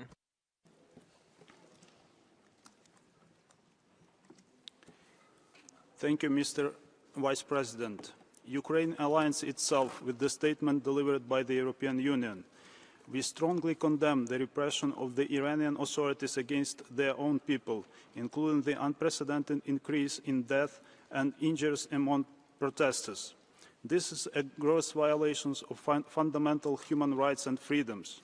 We underline the crucial role of the FFMI and Special Rapporteur on documenting violations. We call on the Iranian authorities to abandon forceful methods, respect the rights of citizens to peaceful assembly and freedom of expression, and fulfill the legitimate demands of their own people. Violence against defenseless protesters must be stopped immediately. Mr. Vice President, Iran's support for Russia's war of aggression against Ukraine and its oppression of its own citizens are part of the same policy, a policy of violence and disregard for human beings. I'm afraid there's another point of order. The delegation of Iran, please. Thank you very much, Mr. President. I'm sorry that I'm requesting for the second time point of order. The content presented by the current speaker is inaccurate, irrelevant to the subject of this meeting, and intended to involve another country in a matter to which it has not connection. I respectfully request that you prevent the raising of such irrelevant and unfounded issues. Thank you very much. Gracias. Thank you. I would like to ask the delegate of Ukraine to continue their statement.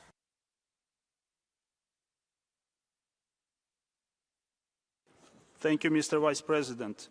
The Iranian people deserve to have their fundamental civic rights protected, including access to information and freedom of assembly.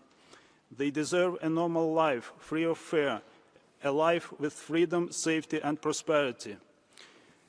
We reiterate our call on the international community to increase political, diplomatic and other pressure on Tehran in response to violence and oppression. Ukraine stands in solidarity with the people of Iran.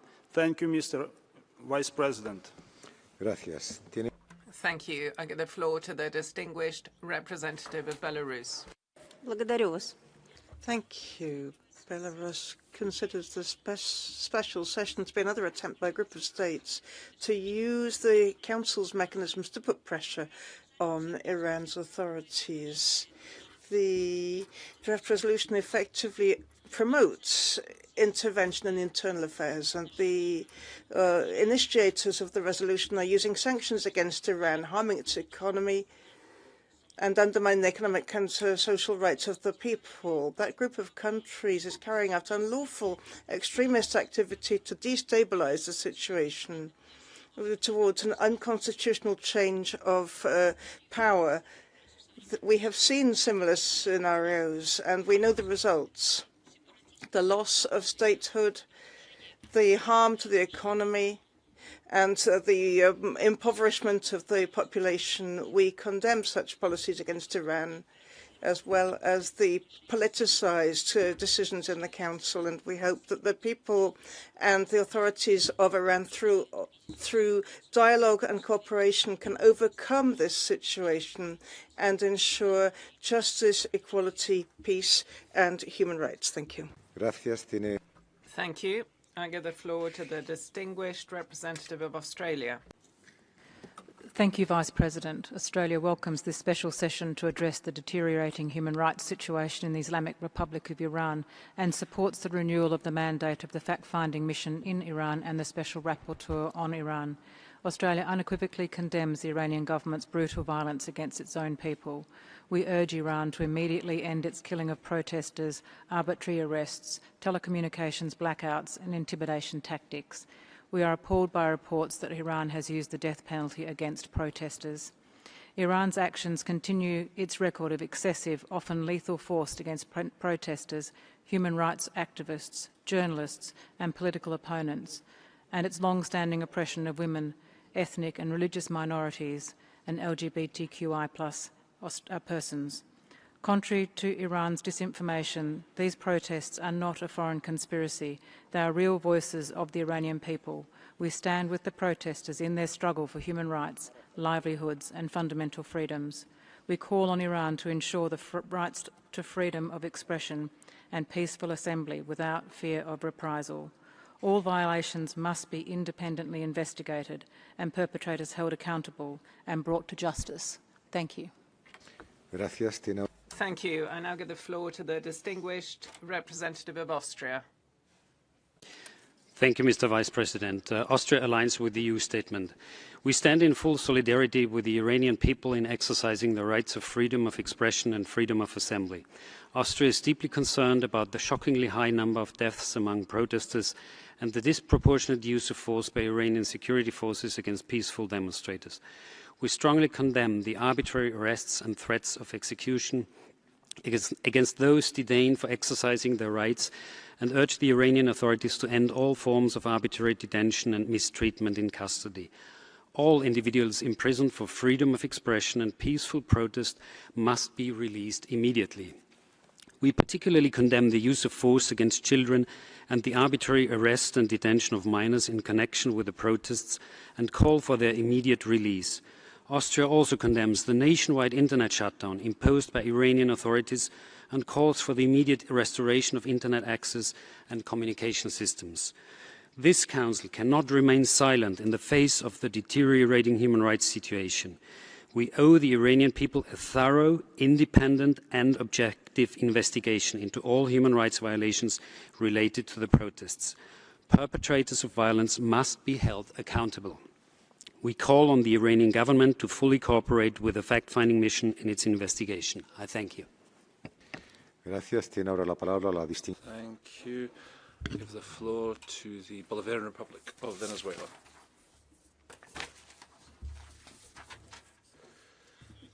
Thank you, Vice President. The Bolivarian Republic of Venezuela reaffirmed its solidarity with the people and government of the Islamic Republic of Iran, profoundly regretting the loss of human life following violent protests that were financed, armed, technologically supported and encouraged by foreign actors. Venezuela strenuously rejects selectivity, double standards and instrumentalization of human rights for geopolitical purposes and expresses its profound concern at the use of this Council as a tool of pressure against sovereign states. Self-determination of Iran should be respected. We regret that this special session has been convened on the basis of piecemeal narratives that intentionally ignore the causes and distort the reality of the facts. The external threats against the leaders of the legitimate government of Iran and against people victim of UCMs have been public, notorious and performative. The ultimate goal is to apply the deleterious policy of regime change to appropriate their natural resources. There's no hiding the pretension to end with international public law and the threats to global peace, sovereignty of states and immunity of heads of state and government. We do wonder, will this council continue to be used as a sounding box for the imperial powers who direct us towards barbarities such as the genocide that is taking place in Gaza? Thank you. Thank you. I give the floor to the Distinguished Representative of Paraguay. Vicepresidente. Vice President, Paraguay condemns the repressions carried out by the authorities of the Islamic Republic of Iran against their own people in the context of the recent social protests, the deliberate, disproportionate use of force by security forces, including firing on protesters, mass arbitrary detention, and an alarming high number of people perishing and arrested, is a grave violation of human rights by the Iranian state. Paraguay categorically repudiates the restrictions imposed on access to internet and communications. Considering such measures seek to hide the situation, silence civil society and hinder international scrutiny. It's unacceptable the criminalization of social protests and the threat of use of death penalty against protesters, practice that reflect an unacceptable setback and question the international responsibility of the state. We urge the Iranian authorities to immediately cease all forms of violence against the civilian population, to release all persons detained for peacefully exercising their fundamental rights, restoring fully digital freedoms and calling for full unrestricted cooperation with the fact-finding mission. Finally, Paraguay reaffirms its firm conviction that there be no stability, development and legitimacy without respect for human rights, and this Council is duty-bound morally and legally to promote accountability, prevent impunity and support the legitimate aspirations of the Iranian people. Thank you. Thank you. I give the floor to the Distinguished Representative of Belgium. Thank you, Mr. Vice President. We align ourselves with the EU statement. Belgium unequivocally condemns the unprecedented violence perpetrated by the Iranian government against its own citizens. Credible estimates are pointing towards thousands of deaths. We are horrified by these killings. The violent repression against Iranians voicing their legitimate and democratic aspirations must stop. The authorities must exercise utmost restraint and adhere to their international obligations. We urge the Islamic Republic of Iran to fully uphold the right to life, liberty and security of person and the right to freedom of expression, association and peaceful assembly. The immediate restoration of full internet access is imperative in this regard, as is the immediate release of all individuals arbitrarily detained. We are deeply worried by reports regarding rushed trials and possible protest-related executions. At the same time, Iranian authorities are obliged to conduct prompt, effective, independent, transparent and impartial investigations into the grave violations that occurred. We urge the Islamic Republic of Iran to fully cooperate with UN entities, particularly the Special Rapporteur and the FFM. We support the renewal of their mandates as well as the request for an urgent inquiry into current events. In conclusion, the legitimate and democratic aspirations of the Iranian people must prevail as much as the respect for international law. I thank you. Gracias. Thank you. I give the floor to the Distinguished Representative of Oman. Thank you, Vice President. Oman reiterates its support to the work of the Human Rights Council, all its mechanisms, as an international framework to address human rights issues through cooperation, responsible dialogue, and exchange of expertise. We reiterate that the effectiveness of the Council is contingent on an approach that respects the purposes and principles of the UN Charter and promotes confidence among states and addresses human rights issues in an objective and balanced fashion. In this respect, Oman believes that respect of the sovereignty and unity of states, as well as a commitment to the principle of non-interference in their domestic affairs, constitute a crucial basis for a stable international order, and they are the genuine guarantee for non-politicization of human rights issues or manipulating them outside their noble purposes. And therefore, Oman believes that the basic objective of the Human Rights Council mechanisms, including the mandate of the Special Rapporteur, is to prepare reports in a professional manner and in an objective, independent and neutral manner as well, because these are basic elements to safeguard the credibility of the Council as well as its standing as an international forum for balanced dialogue as well as cooperation. Thank you. Gracias. Thank you. I give the floor now to the distinguished representative of Uruguay. Thank you very much, Vice President. Uruguay is grateful for the convening of this special session, given the grave deterioration of the situation of human rights in Iran, as reported by various UN mechanisms and by independent organizations, which merits the urgent attention of this Council. We express our profound concern violations of human rights documented, which include the disproportionate use of force against protesters, arbitrary detention, acts of torture and other cruel, inhumane, degrading treatment. We're particularly alarmed by persisting patterns of structural discrimination against women and girls, as well as the persecution of individuals belonging to ethnic and religious minorities.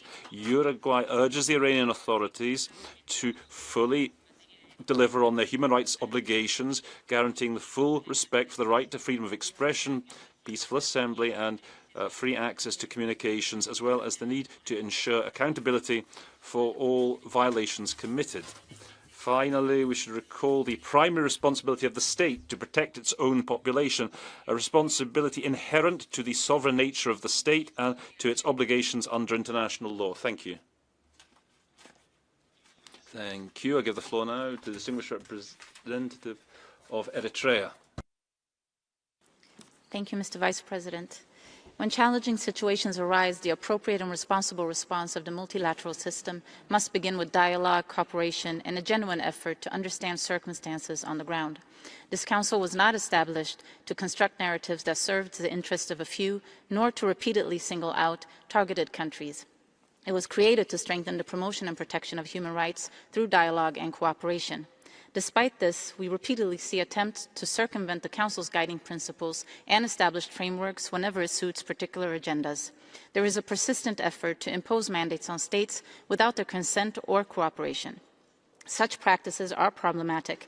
They cast doubt on the likelihood of constructive outcomes and on whether the Council should accept, without rigorous scrutiny, outputs presented as credible despite flawed or politicized methodologies. To conclude, in the context of the recent developments, while we acknowledge the legitimate responsibility of the government of the Islamic Republic of Iran to restore public order and safety, we encourage national processes addressing existing challenges in accordance with the national priorities. The full version of our statement will be available online. I thank you, Mr. Vice President. Gracias. Tiene ahora la palabra. Thank you. I give the floor now to the distinguished delegation of Liechtenstein. Thank you, Mr. Vice President. Liechtenstein has supported the call for this special session out of concern for the thousands of Iranians who once again have carried their hope and demand for fundamental changes in the governance of their country to the streets. We are deeply disturbed by the reports of the widespread and systematic lethal use of force against peaceful protesters by the security forces of the Islamic Republic of Iran. While the numbers remain difficult to verify, it is clear that the force employed was manifestly excessive and raises grave concerns, and that the violence used to crack down on the protest was deliberate in its use and indiscriminate in its targets. Mr. Vice President, an independent investigation into the situation is of paramount importance. If confirmed, these acts would constitute crimes against humanity and warrant a referral to the International Criminal Court by the UN Security Council. The court is an institution we have built collectively to address such situations by holding those responsible to account, thereby preventing future recurrence. In this way, we protect the people whose rights were gravely and systematically violated by those who claim to represent their interests. It is important that the Council sends a clear message in that regard. I thank you, Mr. Vice President. Gracias. Thank you. The floor, distinguished representative of Malta. Thank you, Mr. Vice President. Malta aligns itself with the EU statement. We are gravely concerned by the reports on the human rights situation in the Islamic Republic of Iran, particularly the killing and injury of many Iranian people who were protesting in the streets. We join the High Commissioner in expressing our strongest concern over the designation of protesters as terrorists. Regardless of gender, belief or opinion, all people, including Iranians, have the right to protest and voice their opinions. These rights, among others, are fundamental human rights established by the UN Declaration of Human Rights, the ICCPR, and various other international documents to which the Islamic Republic of Iran is a state party.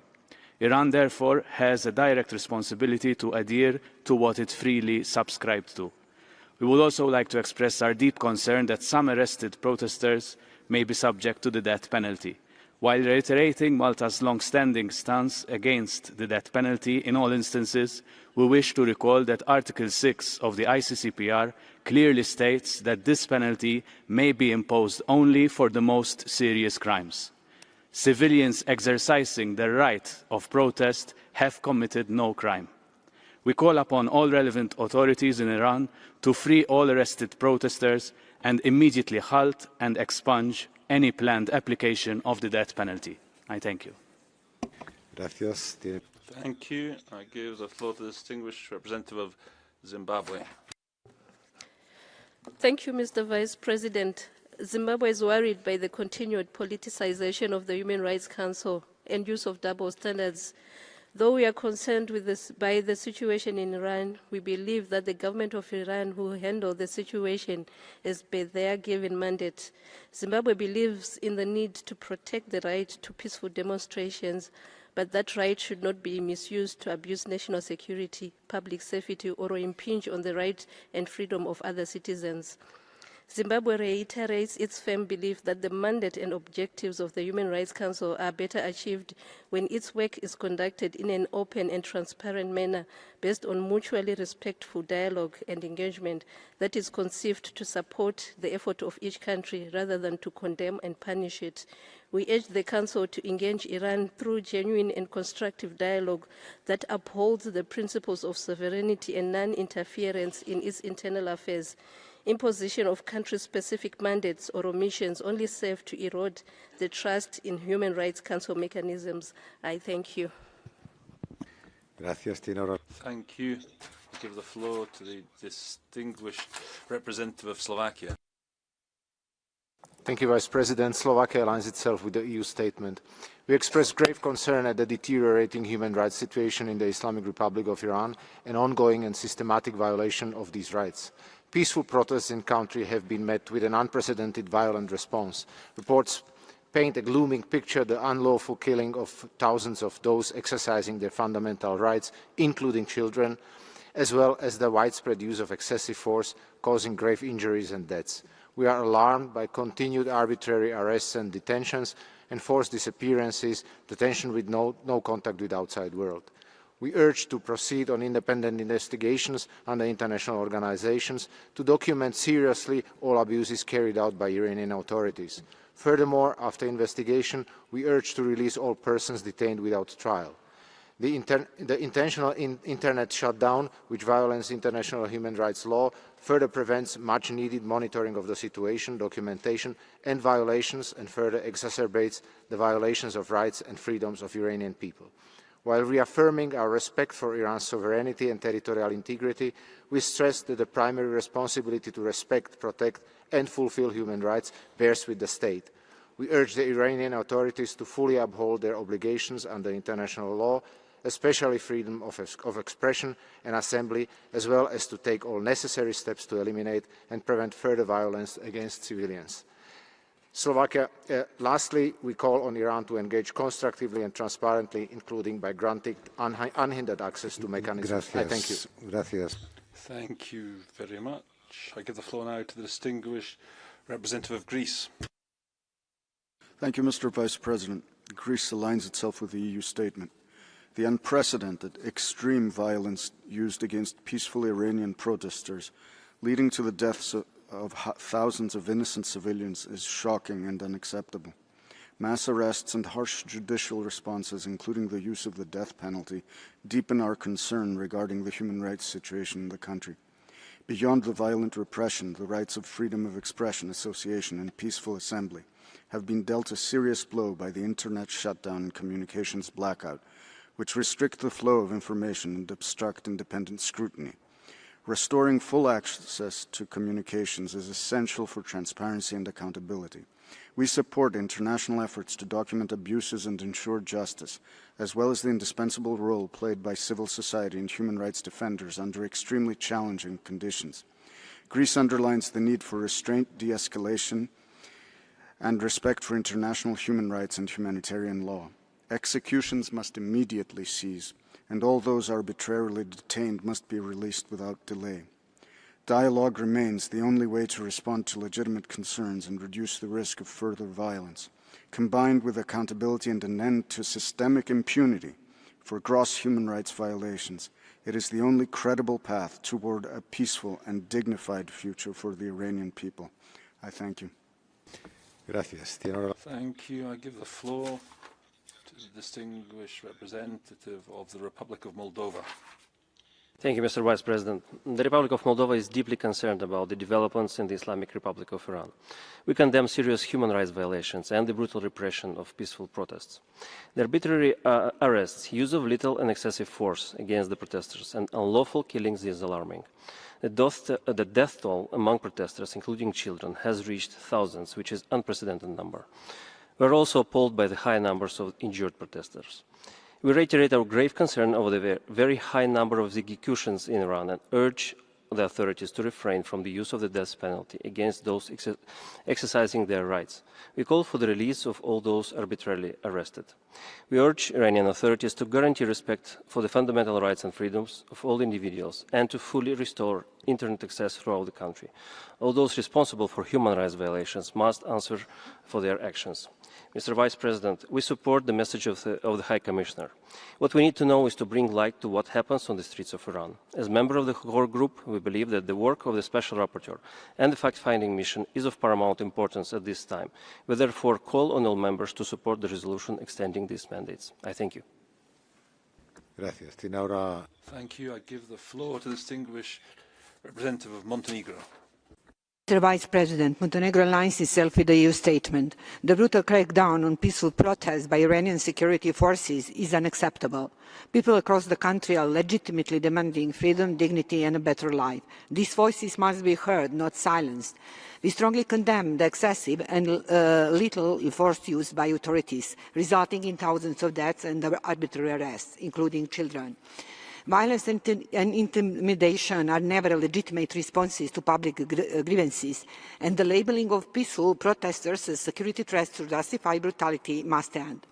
Authorities must fully comply with their international human rights obligations, including respect for the rights to life, liberty and security, as well as the freedoms of expression, association and peaceful assembly. All individuals detained solely for exercising these rights must be released immediately. Reports of rash judicial proceedings and the threat of the death penalty are deeply alarming. Capital punishment should never be used to suppress dissent, and all execution must stop now. The prolonged disruption of the internet and communication services is a blatant violation of fundamental freedoms and must stand to allow the documentation of abuses. Therefore, Montenegro calls for the renewal of the mandates of the fact-finding missions and the special rapporteur. We also stand firmly with civil society. Full cooperation with these mechanisms is essential to ensure accountability, address impunity, prevent further violations, and protect the rights of all Iranians. Thank you.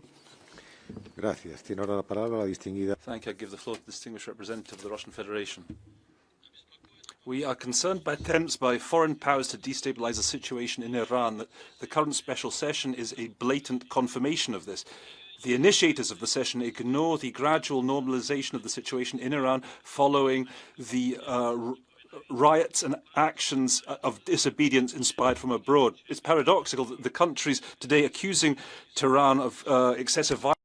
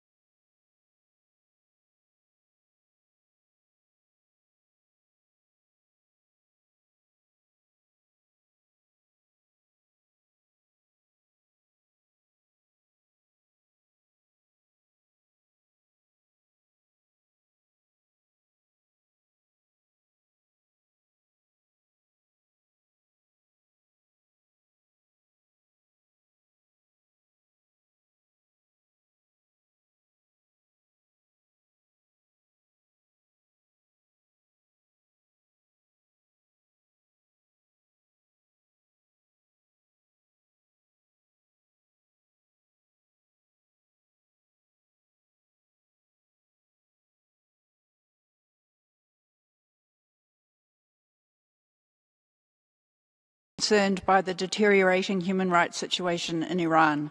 We are profoundly disturbed by the escalation of violence and repression in Iran.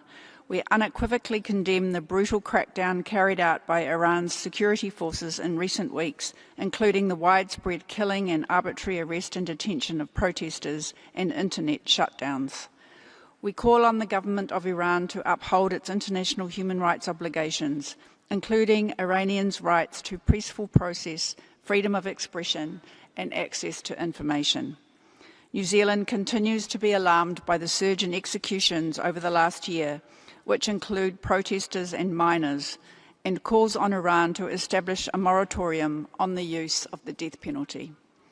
New Zealand supports the convening of this special session, as well as the renewal of the mandate of the Special Rapporteur and fact-finding mission. These are important tools to progress accountability for human rights violations in Iran. I thank you. Thank you very much. I now recognise Argentina. Thank you very much, Vice President. Argentina supports the draft resolution concerning the serious and persistent deterioration of the human rights situation in the Islamic Republic of Iran, in particular the violent repression of peaceful protest, which are costing the lives of thousands of citizens.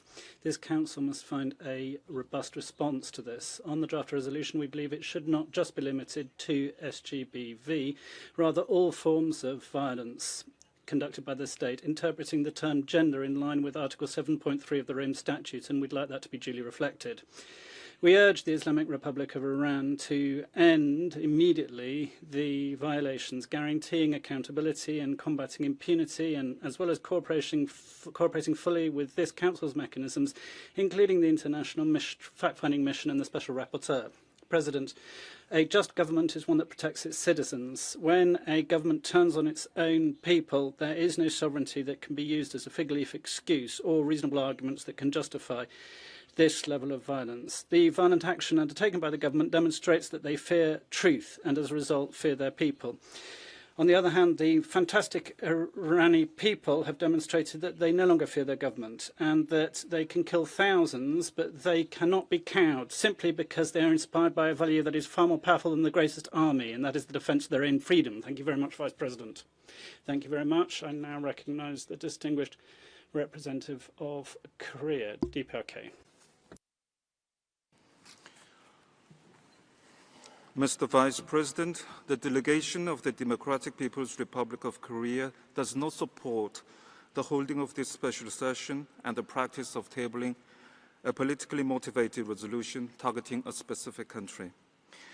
Any subversive activities of the external forces aimed at overthrowing the socio-political systems of sovereign states and interference in their internal affairs, including the use of force or the threat of use of force, constitute serious violations of the UN Charter and universally recognized norms of international law. Attempts to justify such actions under the pretext of human rights advocacy, particularly when they are aimed at regime change, are deemed unacceptable. The international community must remain vigilant against such destabilizing practices and raise their voices for justice. We reaffirm our principled commitment to the purposes and principles of the UN Charter, and we call upon the Human Rights Council to stand against politicization, selectivity, and double standards of human rights. I thank you. Gracias. Thank you. I give the floor now to the distinguished delegation of Portugal. Senhor Vice-Presidente, Portugal expresses its profound concern over the violent repression of peaceful microphone, please, for the speaker. Islamic Republic of Iran, which has already caused multiple casualties, and calls on the Iranian authorities to respect its obligations under international law. We underline our support for the Iranian people as they peacefully strive for justice, equality and freedom. Reports of arbitrary detentions, intimidation of demonstrators, journalists, civil society actors and human rights defenders, as well as widespread restrictions on internet access, are deeply alarming. We are concerned by reports indicating that detained protesters might be under increased risk of expedited trials, torture, use of capital punishment and other serious violations of fair trial standards and of their right to life. Portugal calls on Iran to release all individuals detained solely for exercising their rights and reiterates its firm opposition to the death penalty. Portugal strongly supports the renewal of the mandates of the Special Rapporteur and of the FFM, which are essential for monetary reporting and, not least, accountability. We urge Iran to fully cooperate and provide them unhindered access. Portugal stands ready to support all efforts to address this urgent human rights situation and achieve tangible improvements on the ground. I thank you, Chairman. Gracias. Thank you. I give the floor to the distinguished representative of Burkina Faso. Vice President, Burkina Faso takes note of the holding of this special session, which is very concerning, both in terms of what's the timing and the context. This situation takes place in a situation marked by persistent pressure being exerted on the Islamic Republic of Iran and raises legitimate question marks as to instrumentalization of human rights for the purpose of the foreign policy and persistent practice of double standards within our organization. These practices run counter to principles of sovereignty, territorial integrity, non-interference, as enshrined in the UN Charter, and risks weakening the credibility of our multilateral cooperation mechanism in the field of human rights. My delegation reaffirms the commitment of Burkina Faso to the universal values of human rights, recalling that the primary responsibility for implementation rests with states while respecting their legal framework and their national reality. The right to peaceful protest that we recognize is an obligation of the state to preserve national security and stability when grave violence places the country in danger. We call for cooperation and dialogue to be prioritized while strictly respecting principles of the UN Charter, abstaining from any approach based on coercion, selectivity, or politicization of human rights. Thank you. Gracias. Thank you. I give the floor to the distinguished representative of Sri Lanka. Mr. Vice President, we reiterate our principled position against country-specific initiatives, as such initiatives are confrontational, counterproductive, and undermine the spirit of cooperation required in promoting and protecting human rights.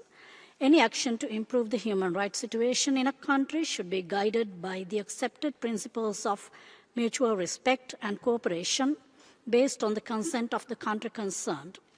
The Human Rights Council should adhere to the guiding principles of universality, impartiality, and non-selectivity stipulated in the GA Resolution 60/251 and the IB package. We believe that any initiative adopted in this session that does not enjoy the support of the country concerned will only undermine the spirit of cooperation required in promoting and protecting human rights. Further, we note the potential program budget implications that these initiatives have, particularly at a time when the entire United Nations system is faced with an unprecedented liquidity crisis.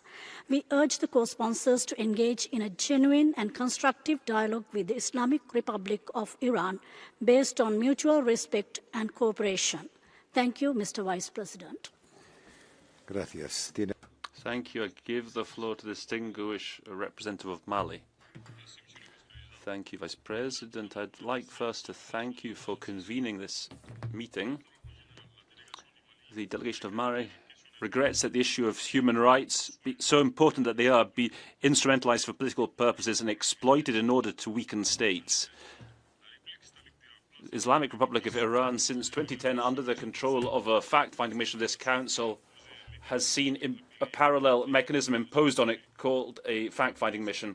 We recall in that regard that the consent of the state concerned is crucial for the success of any multilateral mechanism seeking to support governmental efforts. In terms of the events in Iran, which we're discussing, Mali reaffirms its support to the Iranian authorities with a view to restoring security throughout the country and to the Iranian population, the peace-loving, development-loving Iranian population. We condemn by principle imposition of sanctions or any other UCM. We reiterate our appeal so that issues of human rights be tackled in a framework of constructive dialogue in support to states and to populations concerned, instead of a politicized approach and that is maintained by certain states.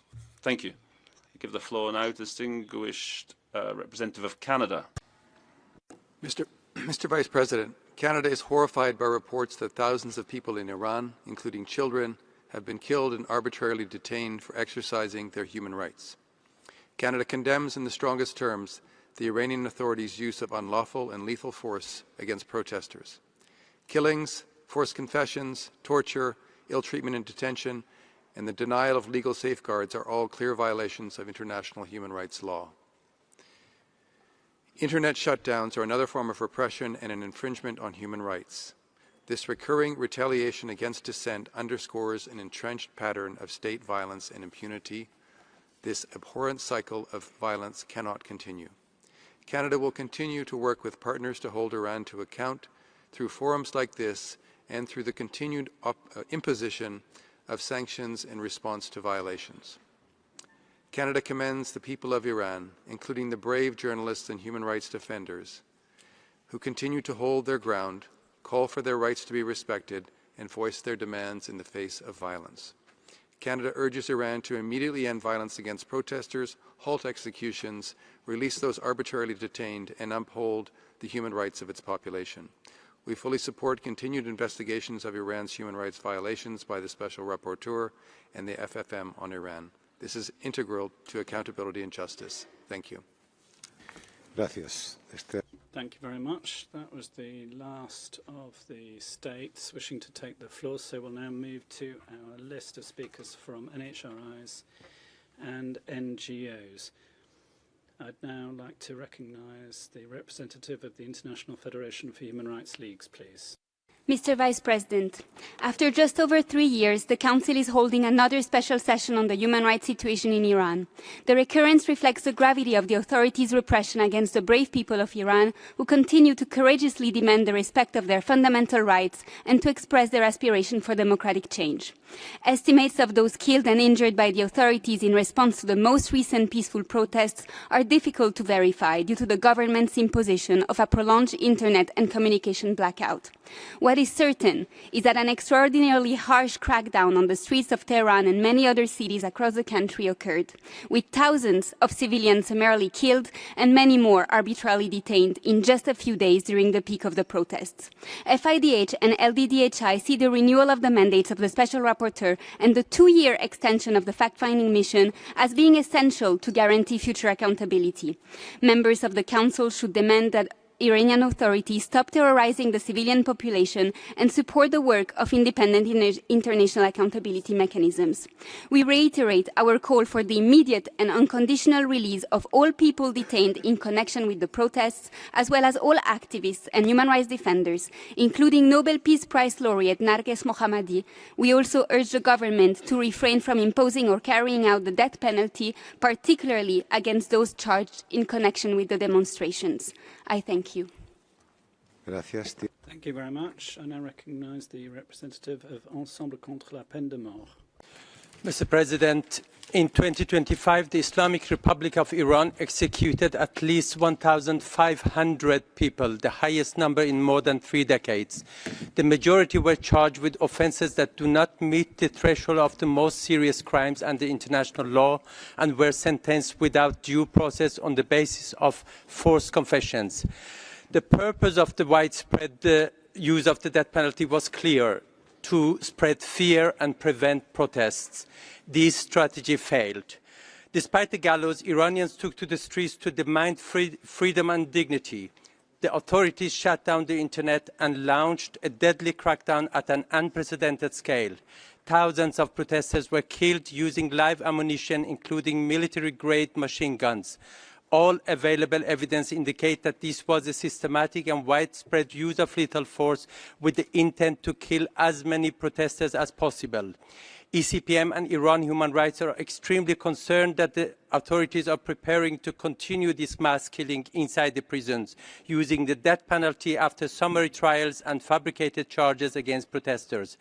Crimes against humanity have already been committed against people in Iran. The international community has a clear responsibility to protect the right to life of Iranians, hold perpetrators accountable, and ensure that UN mechanisms conduct an independent investigation inside Iran. Thank you. Gracias. Thank you very much. I now recognise United Nations Watch. Mr. President, doctors in Iran estimate 20,000 protesters killed and 330,000 injured. These are numbers that defy comprehension. These are crimes against humanity. So today's session is welcome, but let's be honest, it is too little and too late. The Iranian people have a right to know why for over 3 weeks did this council say nothing. We asked the 87 UN rights experts, the world's early warning mechanism, for over 2 weeks, why were you silent? Only on January 13th was there a statement, and out of 87 experts, only 5 of you signed it. Day after day, we pleaded for action. 5 days into the repression, after killings of protesters, I asked Agnes Kalamard, the former UN rapporteur who now heads Amnesty International, why are you silent? In January 2020, when the US eliminated IRGC terror chief Qasem Soleimani, she rushed within hours to condemn it. Why no urgency when innocent Iranian protesters are massacred? And beyond this room, we ask the media, Hollywood celebrities, campus protesters, those who know how to mobilize world opinion, why are you silent? The answer is uncomfortable but clear. The Iran protest movement shatters a cherished narrative. A people rising against Islamist tyranny does not fit the ideology, and so it is ignored. To all of you, we say the cost of your silence was Iranian lives. It is time to choose. Do everything to protect the people of Iran or your failed worldview. History is watching. Gracias. Thank you very much. Human Rights Watch, please.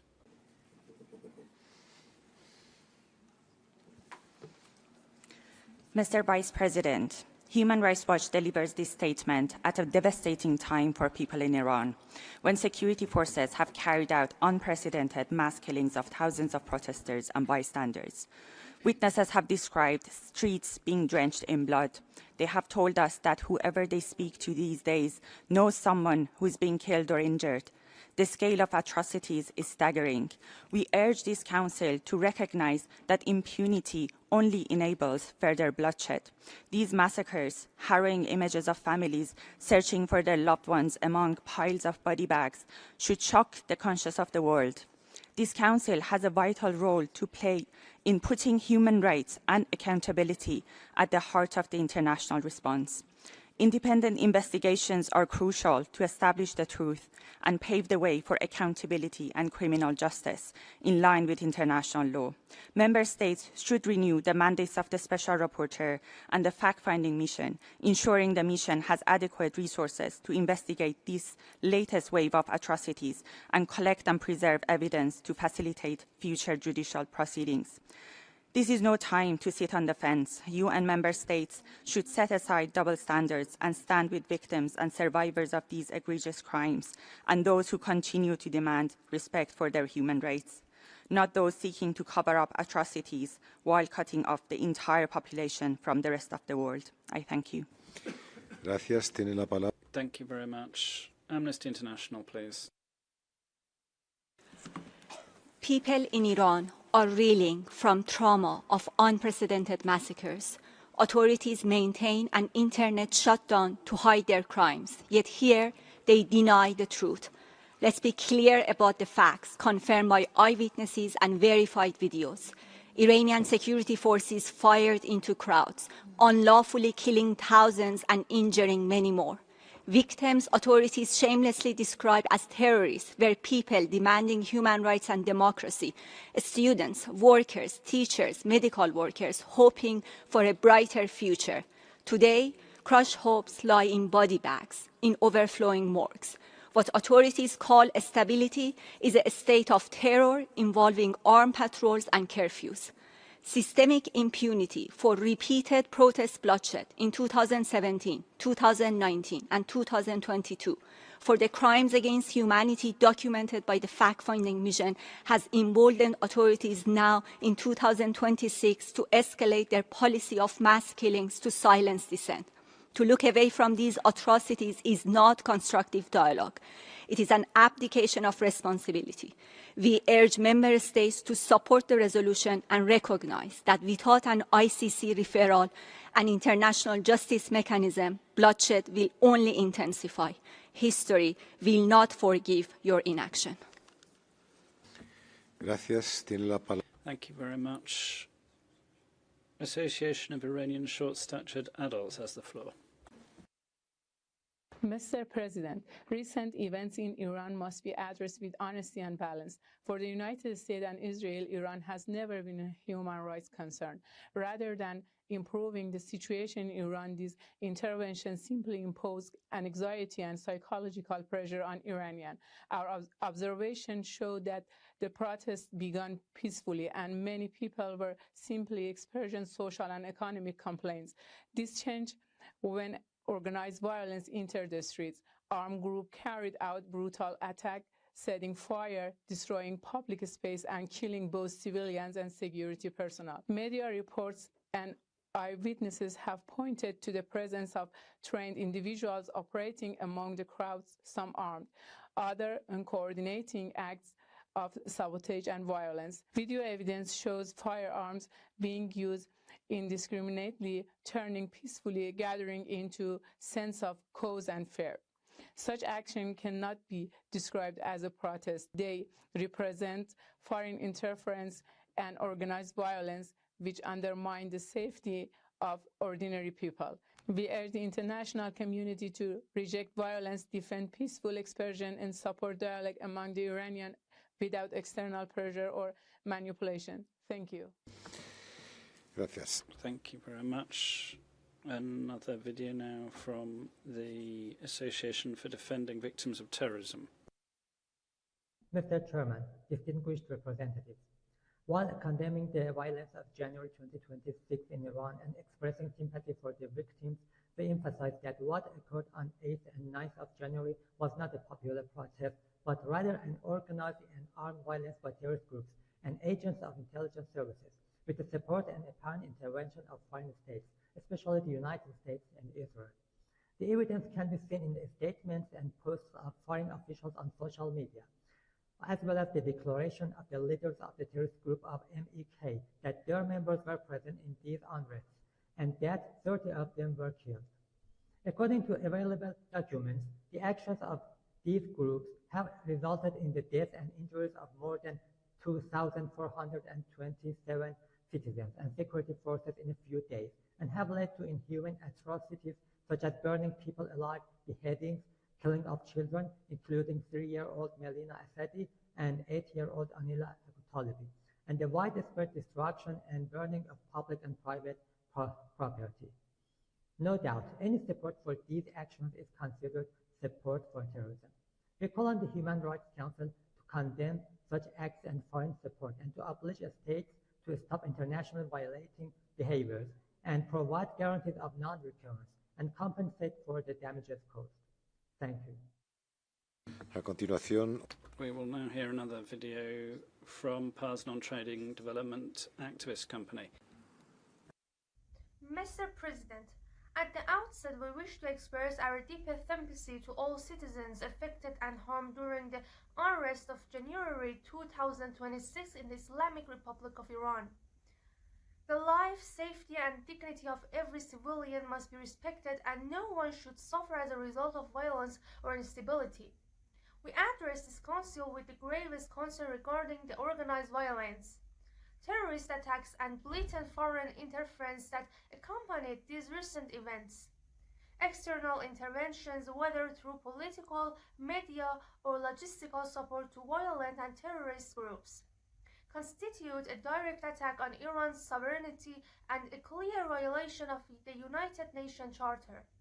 We call upon the HRC to unequivocally condemn all foreign interference and support for organized violence, affirm the right of the people to peaceful and lawful protest, hold accountable any actors seeking to destabilize Iran under the pretext of human rights or political freedom, national sovereignty, civilian security, and the right to lawful civil expression are non-negotiable principles and fundamental pillars of human rights, and no pretext can legitimize foreign interference or acts of violence.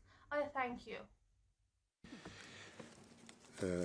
The next speaker is the representative of Iranian Human Rights Documentation Center. Thank you, Mr. Vice President. On January 8 and 9, 2026, millions of Iranians took to the streets to voice their demand for freedom and a government that respects their basic rights. They were met with gunfire. Thousands have been killed. Many more have been blinded or sustained other grave injuries. Thousands have also been detained and are being subjected to torture as we speak. The full scope of what has happened will not be known for months. A little over 3 years ago, this council held a special session to address the Iranian government's grave human rights abuses committed in the course of the Woman Life Freedom protests. Despite the creation of the independent international fact-finding mission on Iran, the human rights situation in the country has significantly deteriorated. Given the internet shutdown that the Iranian government has imposed on the country, the international community must take swift action to stop further atrocities under this information blackout. The Iran Human Rights Documentation Center joins the call for the renewal of the mandate of the FFMI and urges that the mission is provided the resources it needs to carry out its duties. We also call on the international community to exert diplomatic pressure on the Iranian government to immediately halt the gross human rights abuses taking place in the country. The Iranian people have suffered tremendously. The international community must act now. Thank you. Gracias. Tiene la palabra. Thank you very much. I now pass the floor to the Institute for Protection of Women's Rights. Bismillahirrahmanirrahim. Monsieur le Vice-Président, l'Institut pour la protection. Vice President, the Institute for Women's Rights would like to call the Council's attention to the terrible events which are taking place in Iran, through which the fundamental rights of citizens have been gravely violated by terrorist acts. In January 2026, protests by certain professional bodies begun by legitimate financial and economic claims have been derailed and deliberately distorted into violent events which have been sown through by terrorist groups. There have been hybrid campaigns, both digital and on the ground, in order to derail these. There have been firefighters, banks, mosques and private property owners that have been caught up in this. Members, distinguished delegates, as a representative of Iranian civil society, we would like to respectfully call on member states to found their positions on reliable, impartial and credible sources, and to clearly distinguish between peaceful protests and terrorist acts, and to condemn all forms of extremist violence which are being carried out against the lives and property of Iranian people by terrorists and mercenaries. We would like to ask for the explicit condemnation of all interference in the domestic affairs of Iran and all threats against the rights of the Iranian people to self-determination. Thank you. Thank you. We will now hear another video from the coordination of Association des Particuliers pour la Liberté de Conscience. We are deeply concerned about the deteriorating human rights situation in Iran, particularly regarding religious freedom and the persecution of religious minorities. Following recent demonstrations, Iran has unleashed violent repression. Witnesses report over 12,000 deaths, with telecommunication blocked to silence testimony. Victims include teenagers shot in the street and hospitals overwhelmed with casualties. Religious minorities face systematic persecution. The Ministry of Intelligence arrested over 50 Christians on fabricated espionage charges. 8 Baha'i women received nearly 39-year imprisonment merely for promoting their faith. 35 Jewish citizens were arrested for alleged ties to Israel based solely on decades-old travel or social media activity. The coordinated crackdown constitutes crimes against humanity under international law. We urge the Council to establish accountability mechanisms and take concrete action. We remain committed to supporting these persecuted communities. I thank you. Escucharemos ahora. We will now hear from Yamach Karen Tebsonati Vasalamat Iranian on video, please. President, we stand firmly in defense of the right to peaceful assembly and freedom of expression. At the same time, we reject any attempt to erase the line between legitimate civil discourse and foreign instigated violence and terror. As confirmed by high-ranking officials from the United States and Israel, recent events were deliberately manipulated to transform peaceful protest into armed insurgency. After failing to defeat Iranian nation through external aggression, these actors shifted to a strategy of internal destabilization.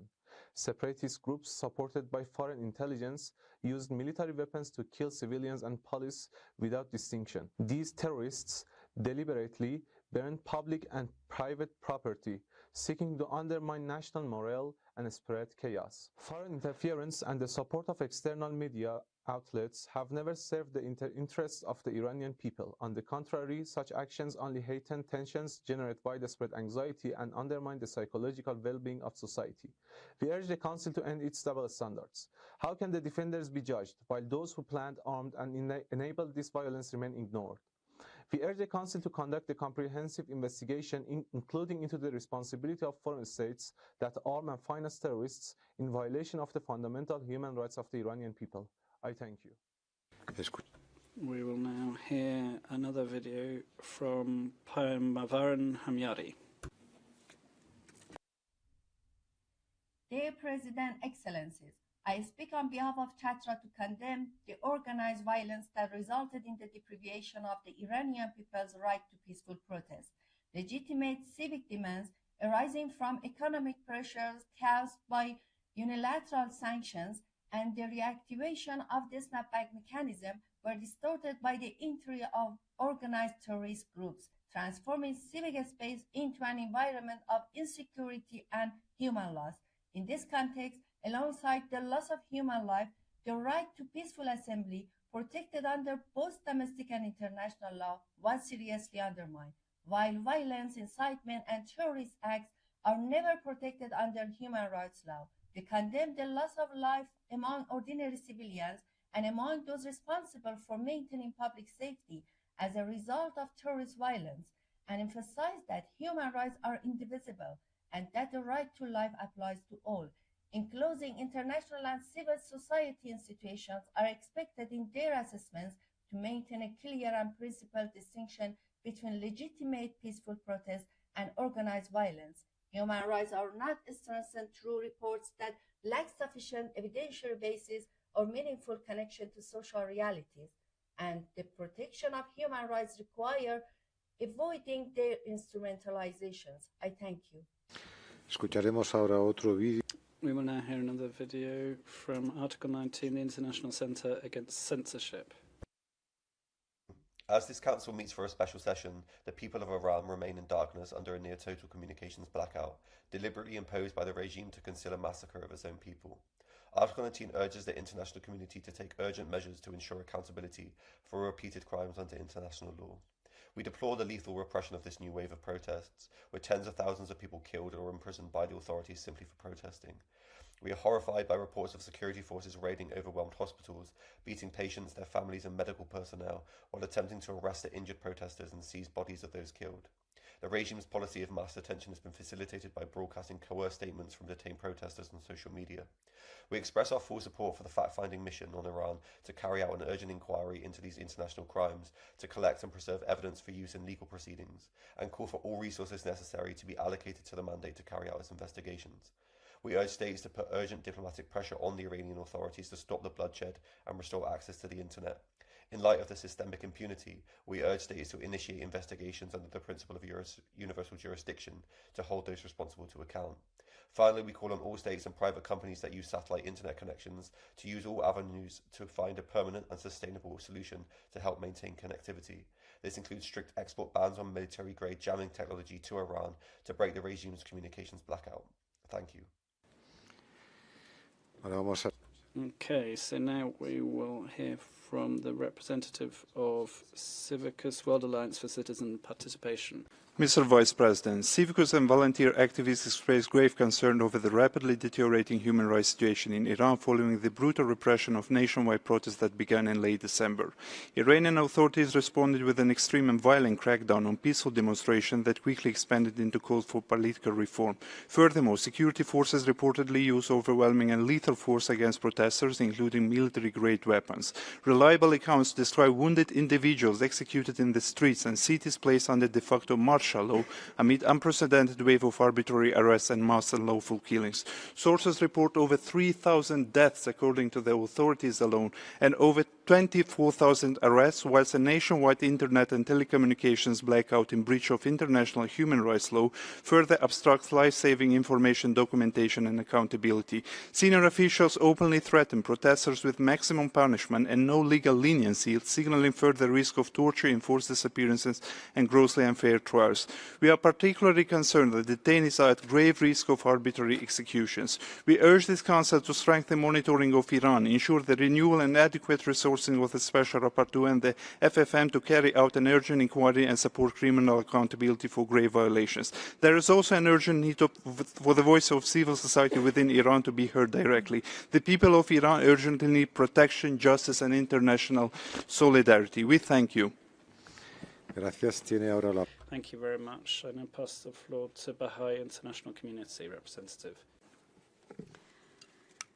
Mr. Vice President, Iranians deserve the right to play a decisive role in the future of their country.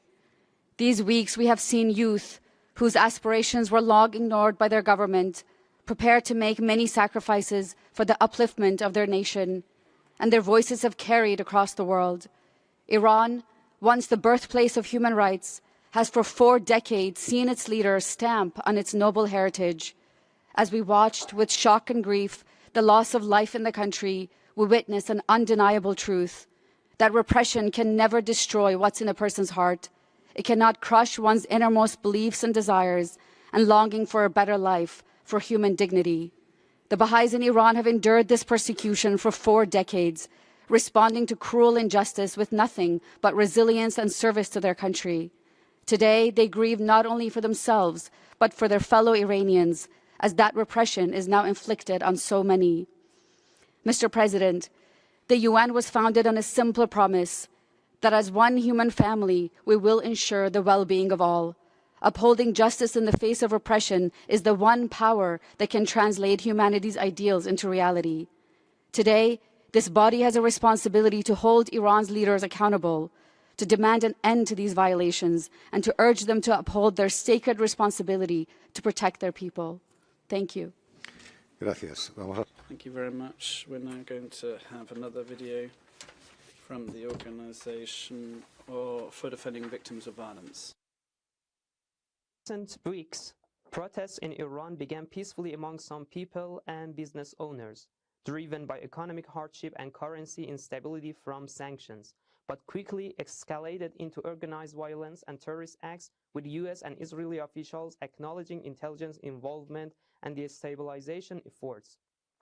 Our society is under the threat of terrorism. The recent unrest, followed by more violent incidents, has caused deep trauma and distress among people. I have a few questions for this Council. Why do many Western states remain silent about foreign interference and the financial and logistical support provided to violent mercenaries? Why is there so little concern expressed about the killing of innocent civilians and children by organized terrorist groups? Why does the international community avert its gaze from the destruction of people's property and the creation of insecurity through external intervention? Is setting hospitals and public buildings on fire a form of peaceful protest? And when such acts are openly supported from abroad, does international law still call this peaceful? Why not allow societies to find their own? We urge the fact-finding mission and the Special Rapporteur on Iran to employ evidence-based language and avoid characterizing these events as peaceful when the documented conduct includes vandalism, arson, and terrorist acts. Thank you. We'll now have the representative of Alliance Internationale pour la Défense des Droits et des Libertés. Mr. President, on behalf of the International Alliance for Rights and Freedoms, IDLE, and the IDLE International Foundation for Dialogue and Peace, we express our strongest condemnation of the violent and systemic repression carried out by the authorities in the Islamic Republic of Iran against civilians. Credible UN reporting points to unlawful killings and the use of lethal force against peaceful protesters, mass arrests, incognito detention, enforced disappearances, torture and ill treatment, along alongside an escalating risk of the death penalty being misused for political purposes. We further stress that the nationwide shutdown of Internet and communications since the evening of 8 January 2026 is not an administrative measure but a tool of repression designated to conceal violations and obstruct documentation and evidence preservation as warned by the UN fact-finding mission and the UN experts who have called for this immediate end. The Human Rights Council does not need expression of concern today. It needs a deterrent decision grounded in international human rights law, including the Universal Declaration of Human Rights, the International Convention on Civil and Political Rights, and the Convention Against Torture requiring the protection of the rights to the life. The absolute prohibition of torture, the ban on arbitrary detention, guarantees of fair trial rights, and the protection of freedom of expression and peaceful assembly. We thank you, Mr. Vice President. Gracias. Thank you. I give the floor to Mallorca International. Gracias, Vicepresidente. Thank you, Vice President. This special session reflects once more the increasing politicization of the Council. We're witnessing selective use of human rights as an instrument of geopolitical pressure. Iran is a state subject to the United Nations Charter, an instrument which embodies non-interference in internal affairs and the principle of sovereign equality of states. Selectively invoking violations without taking into account external threats is a distortion of this legal framework. In recent weeks, Iran has faced violent acts on its territory channeled by terrorist cells and interference by foreign intelligence services, seeking to create an escalation of external forces that cannot be ignored. Washington's actions, including explicit military threats, reflect a neo-colonial policy using human rights as justification for their strategic objectives in the region. The same methods of coercion struck Latin America and Greenland. They reflect a global pattern of geopolitical aggression which merits equal scrutiny on the part of this body. We recommend, therefore, Vice President, to this Council to protect peace, respect the right to self-determination and demand the lifting of unilateral coercive measures from the Iranian people and all peoples who suffer the consequences of structural violence of a system which governs us today. Thank you. Gracias. Thank you. I give the floor to Institute of Human Rights. Not in the room, I believe. Therefore, next up is International Rehabilitation Council for Torture Victims. Mr. Vice President, the IRCT, together with the OMCT, Omega Research